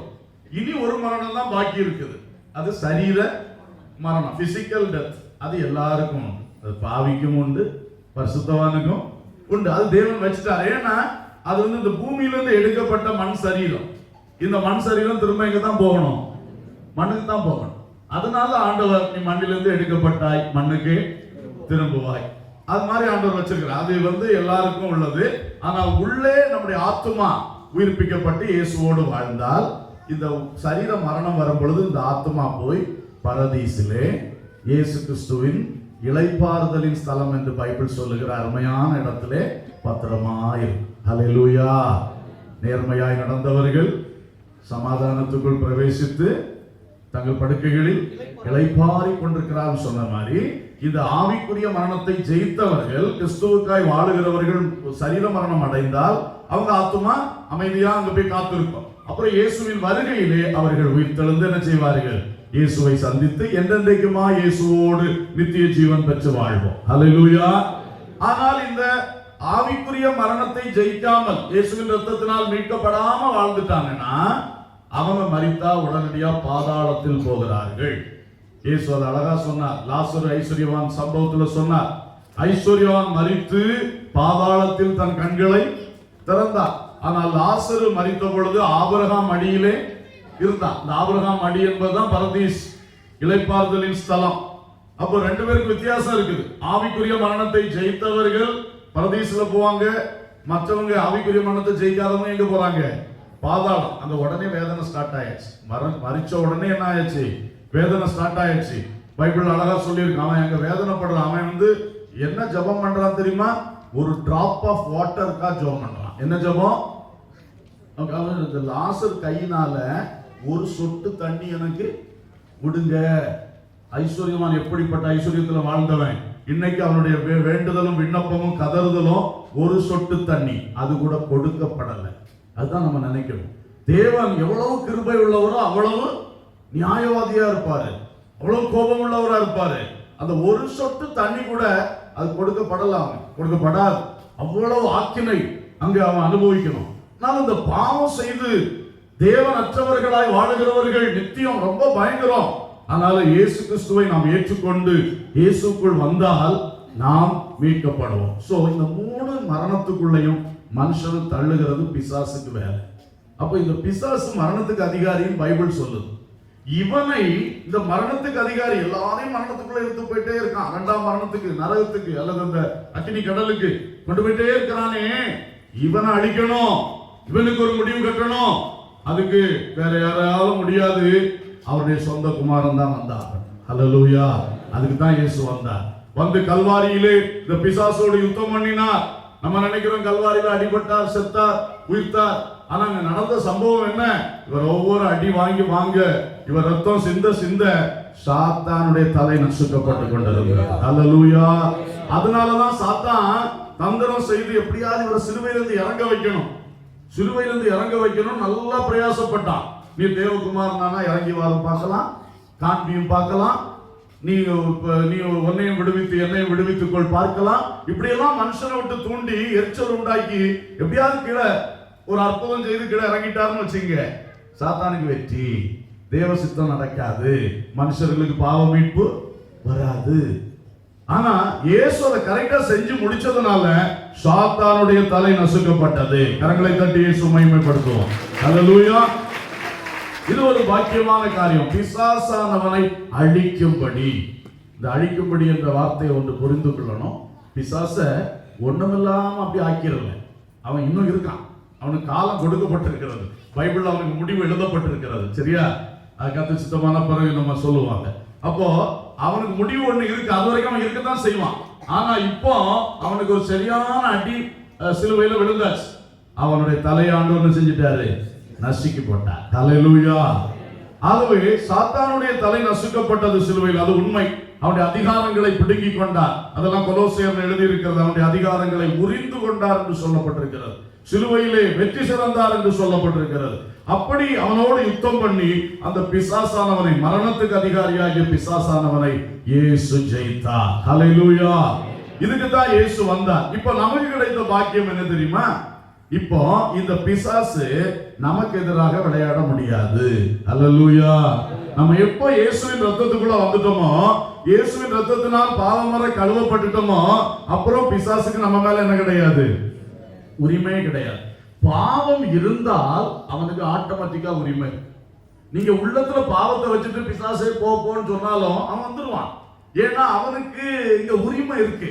இயேசு கிறிஸ்து கூட ஒரு முறை சொன்னார், இந்த உலகத்தின் அதிபதி வருகிறான், அவனுக்கு என்னிடத்தில் ஒன்றும் இல்லை. அப்ப பாருங்க, இந்த உலகத்தின் அதிபதி வருகிறான், ஆனா அவனுடைய ஐட்டம் எதுவும் என்கிட்ட கிடையாது. அவன் இங்க வந்து உரிமை பாராட்ட முடியாது. ஹல்லேலூயா. அதான் இயேசுவோடு கூட அவன் போராடினா. அவங்களுக்கு தெரியும், ஆரம்பத்திலேயே அவன் இயேசு வந்து சோதிச்சான். நம்ம கிட்டே அவன் சுத்தி சுத்தி வருவான். பாவம் இருந்தா சுத்தி சுத்தி வரமாட்டான், உள்ளே வருவான். ஏன்னா அவனுக்கு கம்ப்ளீட் உரிமை. ஏன்னா அவனுடைய ஐட்டம். பாவம் என்பது அது டபுள் சாஃப்ட்வேர். புரியுதா உங்களுக்கு? டபுள் சாஃப்ட்வேர் தான் சின் என்பது. அதை உள்ள வந்து இன்ஸ்டால் பண்ணிட்டான்னா அவன் அங்க இருந்து ரிமோட் கண்ட்ரோல்ல எல்லாம் செஞ்சுட்டு போயிடுவான். அப்படித்தான் இன்னைக்கு செஞ்சுக்கிட்டே இருக்கு. ஏவாளுடைய உள்ளத்திலே பாவம் என்கிற சாஃப்ட்வேரை கொண்டு இன்ஸ்டால் பண்ணிட்டு போயிட்டான். அப்புறம் அவன் வெளியே இருந்து ரிமோட் கண்ட்ரோல்லே பண்ணிக்கிட்டு இருந்தான். இவன் பாட்டுக்கு போனா, பறிச்சா, புசிச்சா, புருஷனுக்கும் கொடுத்தா, அவனும் புசிச்சா, 2 பேரும் சேர்ந்து ஆண்டவர் சமூகத்தை இழந்தான். இதுதான் பிசாசனுடைய வேலை. இன்றைக்கும் பாவம் என்பதை மனுஷனுக்குள்ள ஊட்டி விட்டுட்டு அவன் தன் கைக்குள்ள வச்சு மனுஷனை அவன் அழித்து கொண்டே இருக்கிறான். மரணத்துக்கு நேராக கொண்டு போய் கொண்டே இருக்கிறான். ஆனால் இந்த பாவம் என்பதற்கு நம்முடைய வாழ்க்கையில் என்ன செய்திடக்கூடாது? இடமே கொடுக்க கூடாது. பாவத்துக்கு எதிராக போராட வேண்டும் என்று பைபிள் சொல்லுது. ஹல்லேலூயா. பாவத்துக்கு எதிராக போராடணும்னா நம்ம வந்து கட்டிட்டு முடியாது. இயேசுவின் ரத்தத்துக்குள்ள வந்தா தான் ஜெயிக்க முடியும். ஹல்லேலூயா. எனவே இயேசு சிலுவையிலே இந்த பிசாசை அழித்தார். இப்போ ஒரு உதாரணம் சொல்றேன். ஒரு வீட்டில் ஒரு பாம்பு வந்துச்சுன்னு வச்சுங்க. எனக்கு சின்ன வயசுல இந்த மாதிரி ஒரு சம்பவம் நடந்துச்சு. எங்கள் ஊரில் எல்லாம் தோட்டங்கள்லாம் இருக்கும், விளையாடிட்டே இருப்போம். பாம்புகள் நிறைய வரும், சார பாம்பு பண்ணுவாங்க, பெரிய பாம்பெல்லாம் வரும். அப்போ ஒருத்தர் ஒரு பாம்பு வருது, அது அப்படியே மரத்தில் அப்படியே வரும்போது நாங்கள்லாம் பார்த்து சத்தம் போடுறோம். எங்கள் மாமா ஒருத்தர் இருந்தார், ரொம்ப திறமசாலி. ஒரு சின்ன குச்சி கம்பு எடுத்தாரு, எடுத்து கரெக்டாக அது அப்படியே வரும்பொழுது ஒரு அடி கரெக்டாக தலையில் கொடுத்தாரு. ஒரே அடி தான், தலையில் நறுக்குன்னு விழுந்துச்சு. அப்படியே கீழே விழுந்துச்சு. கீழே விழுந்த பிறகு அதோடைய பவர் போச்சு. ஆனா அது இன்னும் துடிச்சிட்டே கிடக்குது. இப்போ நாங்கெல்லாம் ஆளாளுக்கு ஒரு பெரிய தடி எடுத்து கம்பு எடுத்துட்டு வந்து அடி அடி அடின்னு அடிச்சு அதை பஞ்சர் ஆக்கி போட்டு அப்போ தலை நசுக்கப்பட்ட பாம்பை அடித்து பஞ்சராக்குவது நமக்கு மிக எளிது. அதைத்தான் இப்ப செய்யப்படி கர்த்தர் சொல்லி இருக்கிறார். ஹல்லேலூயா. அவர் சிலுவையில் ஒரு போடு போட்டாரு, அதுக்கு பவர் போச்சு. ஆனா இப்போ அது தன்னுடைய வாளினாலே என்ன செஞ்சிட்டு இருக்குதான், கிரியை செய்யலாம். தன்னுடைய வாளினாலே பிரகாசிக்கிறவர்கள் நட்சத்திரங்களில் 1/3 பங்கு என்ன செஞ்சு போடுதான், இழுத்து போடுறதுக்கு அது பிரயாசப்பட்டு கொண்டு இருக்கிறது. அப்ப இந்த வால் தான், சாரை பாம்பு கேள்விப்பட்டவங்களுக்கு தெரியும், வால் தான் ரொம்ப டேஞ்சரஸ். இந்த வாலை வச்சுக்கிட்டு அது என்ன பண்ணிட்டு இருக்குது, நம்மள எல்லாம் வாலை பற்றி பைபிள் சொல்லுது, பொய் போதகம், கள்ள தீர்க்கதரிசி, இதெல்லாம் தான் என்னதான் சாத்தானுக்கு வால். இன்னைக்கு பாத்தீங்களா, இதே வால் தான் இன்னைக்கு வீசிக்கிட்டே இருக்குது. கிறிஸ்தவர்களை விளத்தல்ல, பரிசுத்தவான்களை விளத்தல்ல, இன்னைக்கு ஏகப்பட்ட கள்ள தீர்க்க தரிசனங்கள், ஏகப்பட்ட பொய் போதகங்கள். இது மனுஷன் சொல்லும் போது இதுக்கு பின்னாடி இருக்கிறது யாருடைய வால், வலு சர்ப்பத்தின் வால். சும்மா வீசி அப்படியே சொலத்திக்கிற தள்ளிக்கிட்டே இருக்கிறான். இன்னைக்கு எவ்வளவு பேர் பிரகாசிக்க வேண்டியவர், நட்சத்திரங்களை போல பிரகாசித்து தேவனுடைய மகிமையில போக வேண்டியவங்களை இந்த வாலினாலே அவன் இழுத்து என்ன செஞ்சிட்டு இருக்கிறான், கீழே போட்டுக்கிறான். எனவே நம்ம சத்தியத்தை நல்லா படிச்சு சத்தியத்தின்படி வாழணும். அல்லேலூயா. பொய் போதகமாகிய வால், கள்ள தீர்க்கதரிசி ஆகிய வால், இந்த காரியங்கள் தான் இன்னைக்கு அதிகமா கிரியேட். இது மாதிரி அவனுடைய தந்திரங்கள், வஞ்சகங்கள், இவனுடைய வால் இன்னைக்கு விளையாடிக்கிட்டே இருக்குது. இந்த வாலை போட்டு நம்ம என்ன செய்கிறோம், அடிக்கிறோம். அல்லேலூயா. நம்ம இன்னைக்கு இயேசுவின் நாமத்துல போ பிசாசேன்னு சொல்றோம்னா, ஏற்கனவே அவர் தலையை நசுக்கின பாம்பை தான் நம்ம இப்ப என்ன செஞ்சுட்டு இருக்கோம், அடிச்சிட்டு இருக்கோம். அதனால நமக்கு அது எளிதா இருக்குது. அல்லேலூயா. இப்படித்தான் இயேசு கிறிஸ்து பிசாசை சிலுவையில் என்ன செஞ்சிட்டாரு, அழித்து போட்டார். அல்லேலூயா. சொல்ல மாட்டீங்களா அல்லேலூயா? 10 மணி ஆன டயர்ட் ஆகிட்டீங்களா? நாளைக்கு காலையில ரெஸ்ட் எடுக்கலாமோ? பயப்படாதீங்க, நாளைக்கு எல்லாம் லீவ் தானே. ஆமென். அல்லேலூயா. ஸ்தோத்திரம். அதனால உற்சாகமா இருக்க. Price the Lord. அடுத்ததாக 5வது வாசிப்போம். 1 யோவான் 3ஆம் அதிகாரம் 8வது வசனம். 1 யோவான் 3:8. பாவம் செய்கிறவன் பிசாசினால் உண்டாயிருக்கிறான், ஏனெனில் பிசாசானவன் ஆதி முதல் பாவம் செய்கிறான். பிசாசனுடைய கிரியைகளை அழிக்கும்படிக்கே தேவனுடைய குமாரன் வெளிப்பட்டார். ஸ்தோத்திரம். இங்கே சொல்லப்பட்டிருக்கிறது, பிசாசின் கிரியைகளை அழிக்கும்படிக்கே தேவகுமாரன் வெளிப்பட்டார். To destroy the works of the devil. பிசாசையும் அழித்தாராம். அழித்தாருன்னு சொன்னா முற்றிலும் இல்லாம போக மாற்றல, அதை நான் உங்களுக்கு விளக்கமா சொல்லிட்டேன். ஆனா இப்போ அவன் கிரியைகள் இருக்குல்ல, அவனுடைய கிரியைகள் தொடர்ந்து நடந்து கொண்டே இருக்கிறது. அந்த பிசாசின் கிரியைகளை அழிக்கும்படிக்கு தேவனுடைய குமாரன் வெளிப்பட்டார். அல்லேலூயா. சோ 5வது பர்பஸ், நோக்கம் என்னன்னு சொன்னா, இந்த பிசாசின் கிரியைகளை என்ன செய்ய வேண்டும், அழிக்க வேண்டும். இயேசு இந்த உலகத்தில் வாழ்ந்த நாட்களில் ஒவ்வொரு நாளும் பிசாசின் கிரியைகளை அழித்துக் கொண்டே இருந்தார். அவர் எந்த ஊருக்கு போனாலும், எந்த ஒரு வீட்டுல போனாலும், அங்க அவர் செய்த வேலை, அவருடைய அற்புதங்களினாலே பிசாசின் கோட்டை என்ன செஞ்சுட்டே இருந்தது, ஒற்றைக்கப்பட்டு கொண்டு இருந்தது. அல்லேலூயா. பிசாசு வியாதிகளை கொண்டு போட்டு மக்களை கஷ்டப்படுத்துவான். இயேசு போனோன்னா வியாதி என்ன செய்வாரு, சுகமாக்குவார். அது பிசாசின் கிரியையை அழிப்பது. பிசாசு சிலரை அப்படியே உள்ள போய் பொசஸ் பண்ணிக்கிடுவான். உள்ள போய் பொசஸ் பண்ணி அப்படியே பிசாசு பிடிச்சு ஆடிட்டு இருப்பாங்க. ஆனா இயேசு போனோன்னா அந்த மக்களை என்ன செய்வாரு, விடுதலை பண்ணுவார், பிசாசு துரத்துவார். இப்படி பிசாசின் கிரியை இயேசு என்ன செய்தார், அழித்தார். இப்படி நிறைய காரியங்கள் பைபிள்ல நான் உங்களுக்கு சிலதை சொல்ல விரும்புறேன். லூக்கா 13ஆம் அதிகாரம் 11 முதல் 13 வரைக்கும் நம்ம படிக்கும் பொழுது, ஒரு கூனியான ஸ்திரீயை இயேசு சுகமாக்கினார். அப்படி சுகமாக்கும் பொழுது சொல்றாரு, பலவீனப்படுத்துகிற ஆவியை துரத்தினார். அல்லேலூயா. அவ 18 வருஷங்கள் கூனியா இருக்கிறா. நம்ம எல்லாம் நினைக்கும் பொழுது அவளுக்கு ஏதோ இது முதுகு தண்டுல ஏதோ ப்ராப்ளம் ஆயிட்டுன்னு சொல்லுவோம். டாக்டர்கிட்ட போனா அவர் வேற ஏதாவது காரணங்கள் எல்லாம் சொல்லுவாரு. ஆனா இயேசு வந்தவன பாக்குறாரு, இது முதுகு தண்டு ப்ராப்ளமும் இல்ல, இது ஒண்ணும் கிடையாது, இது ஒரு ஆவிக்க வேலை. இதுக்கு இந்த ஆவிக்கு பேர் என்னது, பலவீனப்படுத்தும் ஆவி, ஸ்பிரிட் ஆஃப் இன்ஃபார்மிட்டி. இப்படி ஒரு ஆவி இருக்குது. அது பிசாசினுடைய ஒரு கிரியை. பிசாசின் நிறைய கிரியைகள்ல அது ஒரு கிரியை. அப்ப இயேசு அவளை தொட்டார். உடனே அந்த பிசாசின் ஆவி என்ன செஞ்சிருச்சு, பலவீனப்படுத்துற ஆவி விலகணும்னு அவ நிமிர்ந்து நடந்தார். அல்லேலூயா. இது மாதிரி அநேகருடைய வாழ்க்கையிலே இன்னைக்கு நம்முடைய சரீரங்களை இந்த பலவீனப்படுத்துற ஆவி என்ன பண்ணிட்டு இருக்கு, தொட்டு கொண்டு இருக்கிறது, போராடி கொண்டு இருக்கிறது. அப்ப இந்த பிசாசின் கிரியை அழிக்கும்படியே இயேசு கிறிஸ்து வந்தார். அல்லேலூயா. அடுத்ததாக மார்க்கு சுவிசேஷம் 5ஆம் அதிகாரம் முதல் 20 வசனங்கள்ல படித்தோம்னா, இயேசு கதரேனருடைய நாட்டிற்கு சென்றார். அங்கே ஒருத்தன் வந்தான், அவனை வந்து யாராலும் அடக்க முடியாது. கடைசியில அவன்கிட்ட பயங்கர பிசாசுகள் இருக்கிறது. இயேசு கேட்டார், அவன் பேர் என்னன்னு கேட்டார். லேகியோன் அப்படிங்கிறான். ஏன்னா ஒவ்வொரு பிசாசுக்கு பேரும் சொல்ல முடியாது, அதனால மொத்தமா என்ன சொல்லிட்டான், நாங்கெல்லாம் ஒரு லெஜியன் அப்படிங்கிறான். லெஜியன்னா என்னன்னா, ரோம பட்டாளத்துல ஒரு ஒரு லெஜியன்னா 6 லட்சம் சோல்ஜர்ஸ் இருப்பாங்களாம். அப்படி இருக்கிறதுக்கு பேரு ஒரு லெஜியன். அதான் லேகியோன்னு தமிழ்ல மொழிபெயர்த்திருக்கு. அப்போ அவன் என்ன சொல்றான், நாங்க ஒரு பெரிய கூட்டம், பொது பேர்ல சொல்றான், நாங்க ஒரு பெரிய கூட்டம். அந்த லேகியோன் பிசாசுகள் அத்தனை பேய் கூட்டமும் சேர்ந்து ஒருத்தனுக்குள்ள குடியேறிடுச்சு. என்ன பயங்கரம் பாருங்க, ஒரு பிசாசு வந்தாலே மனுஷனுக்கு தாங்க முடியாது. இது அவ்வளவு பிசாசு சேர்ந்து ஒரு மனுஷனுக்குள்ள இருந்து அவன் அலக்கழித்து அவன் வாழ்க்கையில எப்படி இருக்கும். சிலர் இந்த பிசாசு போராட்டத்திலிருந்து விடுதலை பெற்றவர்கிட்ட கேட்டா தெரியும், கடுமையான பாடி பெயினை கொடுக்குமா பிசாசு. உள்ள ஏறிடுச்சுன்னா வலி தாங்க முடியாத கிரியை செய்யும் போது உணர்ச்சிகள் ரொம்ப பயங்கரமா இருக்கும். நரம்பு மண்டலத்தெல்லாம் அது என்னதோ பண்ணும், என்ன நடக்குதுன்னே தெரியாது. அந்த மாதிரிலாம் செஞ்சுட்டு இருக்கோம். சரீரத்துக்கு பாதிப்பு, மனதுக்கு பாதிப்பு, எல்லாருக்கும் அவங்களுக்கும் பாதிப்பு, அவங்களால எல்லாருக்கும் பாதிப்பு. இதுதான் இந்த பிசாசு பொசஸ் பண்றது.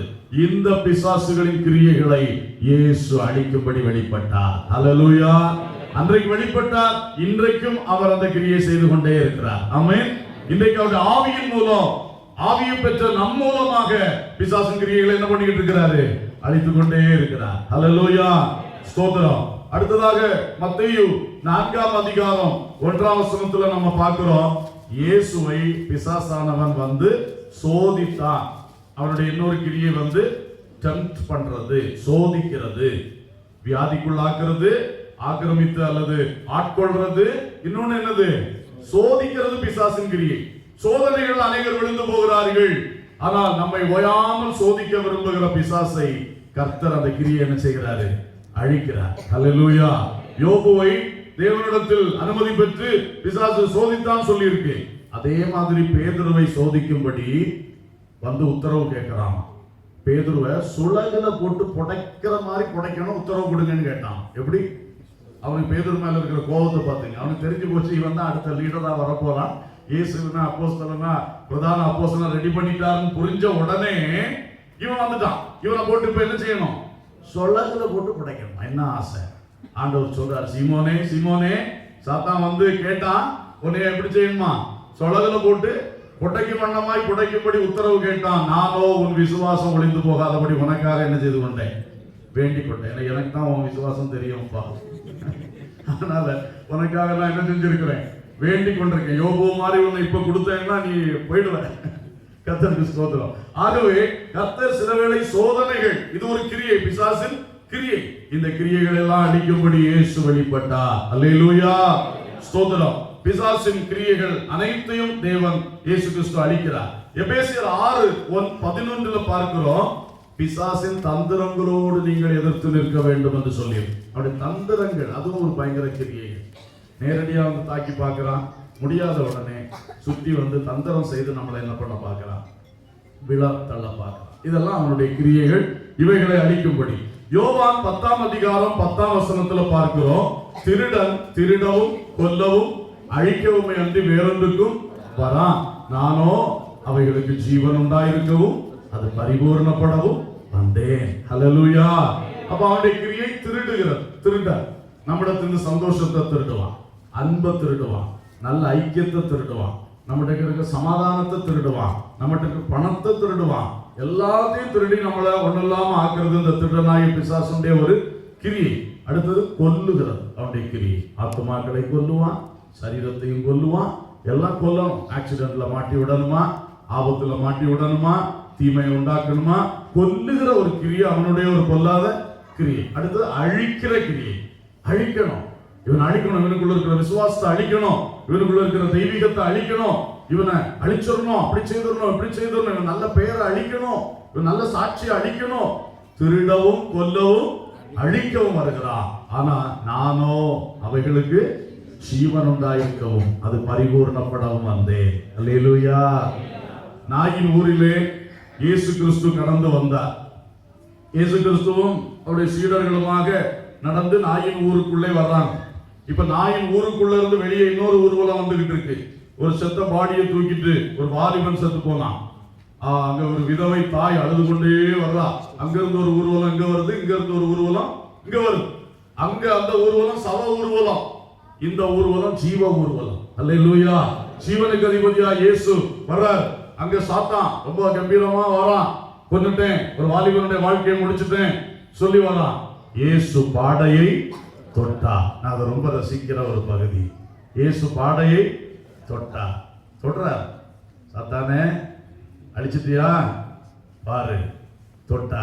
உடனே அதை சுமந்தவர்கள் நின்றார்கள். ஆண்டவர் வாலிபனையே எழுந்திருந்து சொன்னார். அல்லேலூயா. இதுதான் அவர் செய்வார். அவன் திருடவும் அழிக்கவும் கொல்லவும் வந்துகிட்டே இருக்கிறான். வீடு வீடா வர்றான், தெரு தெருவா வர்றான், கிராம கிராமமா வர்றான், தேசம் தேசமா வர்றான். எதுக்கு வர்றான்? திருடனும் கொல்லணும் அழிக்கணும். ஆனா இயேசு அவனுக்கு எதிராக அவனுடைய கிரியைகளை அழிக்கும்படிக்கு தேவகுமாரன் வெளிப்பட்டார். கரங்களை தட்டி இயேசுவுக்கு மகிமை செலுத்துவோம். அல்லேலூயா. எனவே இன்று உங்கள் வாழ்க்கையிலே பிசாசு இதுக்கு தான் வந்துகிட்டே இருக்கிறான். எப்ப தருணம் பார்த்துட்டே இருக்கிறான். ஆனா இயேசுவுக்கு நம்ம வாழ்க்கையில இடம் கொடுத்துட்டோம்னா, இயேசு நமக்குள்ள இருக்கும்போது அந்த பிசாசின் கிரியைகள் எல்லாம் அழிக்கப்பட்டு போகும். அல்லேலூயா. நம்மளை எதிர்த்து எவ்வளவு பிசாசு வந்து போராடினாலும் அவன் ஒரு பொழுதும் நம்மளை மேற்கொள்ள மாட்டான், ஜெயம் கொள்ள மாட்டான். காரணம், நமக்கு ஜீவன் தருகிறவர், அந்த ஜீவனை பரிபூர்ணமாக்குகிறவர் நமக்குள்ளேயே இருக்கிறார். அல்லேலூயா. அதனாலதான் சொல்றது, இயேசுவை நாம் ஏற்றுக்கொள்ள வேண்டும். அடுத்ததாக கர்த்தருக்கு ஸ்தோத்திரம். நான் வாசித்த வசனத்திலிருந்தே நான் சொல்றேன். ஆறாவதாக யோவான் 10ஆம் அதிகாரம் 10ஆம் வசனம். இப்ப சொன்னால அதே வசனம் தான். வாசித்துருங்க. திருடன் திருடவும் கொல்லவும் அழிக்கவும் வருகிறானே அன்றி வேறொன்றுக்கும் வரான். நானோ அவைகளுக்கு ஜீவன் உண்டாயிருக்கவும் அது பரிபூரணப்படவும் வந்தேன். ஸ்தோத்திரம். இங்க சொல்றாரு, நான் எதுக்கு வந்தேன்? உங்களுக்கு ஜீவன் உண்டாயிருக்கும்படி வந்தேன். ஹல்லேலூயா. To give life. இயேசு எதுக்காக வந்தார்? ஜீவன் தரும்படி வந்தார். ஹல்லேலூயா. ஜீவன் தரும்படி வந்தார். இயேசு வண்டை வந்தால் நமக்கு கிடைக்கிறது ஜீவன். நான் கொஞ்சம் முன்னாடி சொன்னேன், பிசாசு கையில விழுந்துட்டோம், அவன் நமக்கு தரது மரணம். 3 விதமான மரணம் சொன்னேன்ல. என்ன மரணத்தெல்லாம் கொடுப்பான்? ஆவிக்குரிய மரணம், அந்த 2ஆம் மரணம், சரீர எல்லா மரணத்தையும் கொடுத்துருவான். ஆனா இயேசுக்குள்ள வந்தா 3 ஜீவன்களை தருகிறார். அல்லேலூயா. என்ன ஜீவன் தெரியுமா? முதல்ல நியூ லைஃப், புதிய ஜீவன். என்ன ஜீவன் தர்றாரு? நீங்க இன்னைக்கு இயேசுக்குள்ள வந்தீங்கன்னா உங்களுக்கு இன்னைக்கு கிடைக்கிறது என்னது? New life. இதுவரைக்கும் உள்ள வாழ்க்கை பழைய வாழ்க்கை. இன்று முதல் நீங்க செய்ய போறது என்ன வாழ்க்கை? புதிய வாழ்க்கை. 2 கொரிந்தியர் 5:17 சொல்லுது, ஒருவன் கிறிஸ்துவுக்குள் இருந்தால் அவன் புது சிருஷ்டியா இருக்கிறான், பழையவைகள் எல்லாம் ஒழிந்து போயின, புதிதாயின. ரோமர் 6:4 சொல்லுது. ரோமர் 6:4 புதிதான ஜீவன். அல்லேலூயா. எனவே இயேசு ஜீவன் தரும்படி வந்தார், புதிய ஜீவன் தரும்படி வந்தார். என் வாழ்க்கையில வாலிப நாட்கள்ல நானு ரொம்ப கெட்ட நண்பர்களோடு சேர்ந்து போதைக்கு அடிமையாகி கெட்ட காரியங்கள்ல போய் ஒரு 3-4 வருஷம், சின்ன வயதிலிருந்தே கிறிஸ்தவனாய் வளர்க்கப்பட்டவன், நல்ல ஒரு பக்தி உள்ள குடும்பம், நல்ல சாட்சி, நல்ல பெயர் எடுத்தவன். ஆனா என்னுடைய தாயார் 12ஆம் வகுப்பு நான் காலேஜ் வைக்கும்போது இறந்துட்டாங்க. ஒரே பிள்ளை, அப்பாவும் நானும் தனியாயிட்டோம். அப்புறம் என்னுடைய வழியை திரும்பி ஒரு 3-3.5 வருஷம் கெட்ட வழியில் நடந்து, அதனால் வாழ்க்கையில வந்த சமாதான கேட்டுக்கு ஒரு அளவே கிடையாது, சரீரத்தில் வந்த கஷ்டங்களுக்கு ஒரு அளவு கிடையாது, கையில் இருக்கிற பணத்தெல்லாம் அழிச்சிடுறது. இந்த மாதிரி ஒரு பரிதாபமான வாழ்க்கை. என்னுடைய தகப்பனாருக்கு ஒரு விவாகம் செய்து கொண்டபடினாலே அதன் மூலம் குடும்பத்தில் வந்த பல பிரச்சனைகள் எல்லாமா சேர்ந்து வாழ்க்கையே குழம்பி போய் இருந்த வேளையிலே ஒரு நாள் ஆண்டவர் இயேசுவை நோக்கி ராத்திரி கூப்பிடுறேன். ஜெபம் பண்ண தெரியும், பைபிள் வாசிக்க தெரியும். ஆனா இயேசுவை அது வரைக்கும் பர்சனலா தனிப்பட்ட முறையில ஆண்டவருக்கு எனக்கு தொடர்பு கிடையாது. அன்னைக்கு அழுதேன், அன்னைக்கு ஜெபம் பண்ணேன். ஜெபம் பண்ண கூட மனம் இல்லை. ஆனா யாருக்கிட்டயோ என் பாரத்தெல்லாம் சொல்லணும், இயேசுகிட்ட சொல்லுவோம். சொல்லி சொல்லி சொல்லி அப்படியே தூங்கிட்டேன். காலையில எழும்பும் பொழுது உள்ள அவ்வளவு ஃப்ரெஷ்ஷா இருக்குது. எனக்கே ஆச்சரியம். காலையில எழும்புனா எனக்கு கலக்கத்தோடு எழும்புவேன். இந்த நாளை எப்படி ஓட்ட முடியும், எங்க போலாம், என்ன செய்யலாம், இப்படி கலக்கத்தோடு எழும்புறவன் அன்னைக்கு அவ்வளவு ஃப்ரெஷ்ஷா இருக்கு, நிம்மதியா இருக்கு. இப்படி ஒரு சமாதானத்தை, இப்படி ஒரு அமைதலை அன்றைக்கு தான் வாழ்க்கையில ஃபர்ஸ்ட் டைம் பார்த்தேன். அல்லேலூயா. அன்னையில இருந்து நான் கண்டுபிடிச்சிட்டேன், இதுதான் ஜெபம். அல்லேலூயா. அது வரைக்கும் என்ன ஜெபம்? இயேசு தேவனே, என் ஜீவனே, ஏழை பிள்ளை நான், என்னை ரட்சியும் சாமி, ஆமென். இது சின்ன வயசுல சொல்லி கொடுத்த ஜெபம். இப்படி சில ஃபார்முலாக்கள் உண்டு நமக்கு. இந்த ஃபார்முலாக்கள் எல்லாம் சொல்லி சொல்லி 91ஆம் சங்கீதத்தையும் வாசித்து பயம் இல்லாம உறங்கி எழும்புறதுக்காக. இப்படித்தான் கிறிஸ்தவ வாழ்க்கை இன்னைக்கு நடக்குது. ஆனால் உண்மையான ஜெபம் என்றால் என்ன? படித்த ஜெபத்தை சொல்லுவதல்ல, யாரோ சொன்னதை மெமரி வெர்ஸ் மாதிரி இந்த மனப்பாடம் பண்ணி சொல்லுவதல்ல, நம் உள்ளத்தில் இருப்பதை இயேசுவிடத்தில் எடுத்து சொல்லுவது. அல்லேலூயா. ஒரு மனுஷன் சொல்ற மாதிரி சொல்லணும். அப்படி இயேசுவிடத்திலே நான் சொன்ன வேளையிலே தான் அன்றைக்கு இயேசு என்னை தொட்டார். அல்லேலூயா. அன்றைக்கு எனக்கு புது ஜீவன் கிடைத்தது. Price the Lord. அப்பதான் அந்த வாழ்க்கைக்கு டிஃபரன்ஸ் எப்படி இருக்கு. அப்புறம் போதையெல்லாம் தானா ஓடி போச்சு. அது வரைக்கும் ஒவ்வொரு நியூ இயர்லயும் தீர்மானம் எடுப்பேன். நியூ இயர் சர்வீஸ்ல போய் உட்கார்ந்து, தெய்வ பயம் இருக்கும் இல்லையா, போய் உட்கார்ந்து ஆண்டவரே இன்று முதல் இந்த போதையை தொட மாட்டேன், அந்த போதையை தொட மாட்டேன், அங்க போக மாட்டேன், இங்க போக மாட்டேன். 5ஆம் தேதி வரைக்கும் அது நீடிக்காது. இப்படித்தான் இன்னைக்கு அநேகர் செஞ்சுட்டு இருப்பாங்க. கெட்ட காரியங்கள் நம்ம சொந்த முயற்சினால் ஜெயிக்க முடியாது. ஆனா இயேசுக்கு இடம் கொடுத்தீங்கன்னா, புது ஜீவனை உள்ள வச்சுட்டாருன்னா எல்லா பழையதும் ஓடி போகும். அல்லேலூயா. கெட்டவைகள் நம்மை விட்டு ஓடி போகும். பக்கத்துல நின்று ஒருத்தன் போதையை பயன்படுத்தி இருந்தாலும் நமக்கு அதை தொடர்றதுக்கு மனசு வராது. அல்லேலூயா. அதுதான் இயேசு தரக்கூடிய புது ஜீவன். இந்த புது ஜீவனை நாம் பெற்றுக்கொள்ளணும். இரண்டாவது வாஸ்தவ வசனத்திலே இருக்கு, யோவான் 10:10, பரிபூர்ண ஜீவனை தருவேன். இயேசு என்ன ஜீவன் தருவாரா? abundant life, பரிபூர்ண ஜீவன். உனக்கு புது ஜீவனை தருவேன். அந்த புது ஜீவன் உன்னுடைய வாழ்க்கையின் எல்லா ஏரியாஸ்ல அது நிரப்பும், பரிபூர்ணம் அடையும், பரிபூர்ணம் அடையும். abundant life. வாழ்க்கையே சந்தோஷமா இருக்கும்.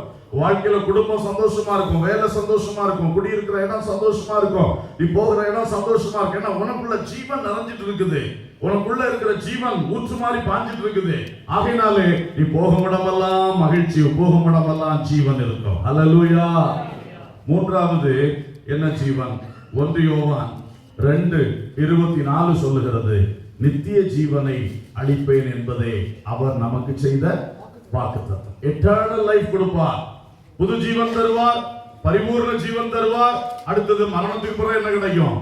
நித்திய ஜீவன். மரணம்னே சொல்ல முடியாது, அது ஒரு டிரான்ஸ்பர் தான். நம்மளுக்கெல்லாம் அது என்னதான் மரணம் சொல்றது? என்னதான் ஒரு டிரான்ஸ்பர். நம்ம பூமியில இருப்போம், அப்புறம் ஒரு டிரான்ஸ்பர் ஆகி அங்க பரதீசுக்கு போயிடும். அவ்வளவுதான். கொஞ்ச நாள் அங்க காத்திருப்போம், அப்புறம் இயேசு வந்த உடனே அவர் கூட போய் பரலோகத்தை சுதந்தரிப்போம். ஹல்லேலூயா.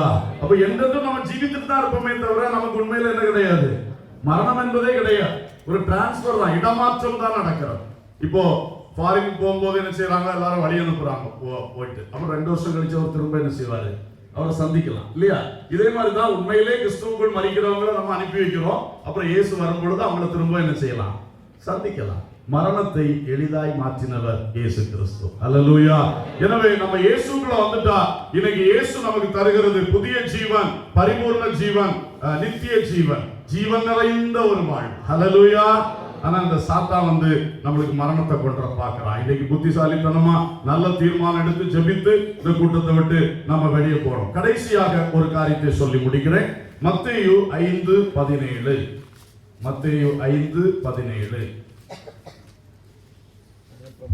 நியாயப்பிரமாணத்தினாலும் தீர்க்கதரிசனியாலும் அழிக்கிறதற்கு வந்தேன் என்று எண்ணிக்கொள்ளாதீர்கள், அழிக்கிறதுக்கு அல்ல நிறைவேற்றுவதற்கே வந்தேன்.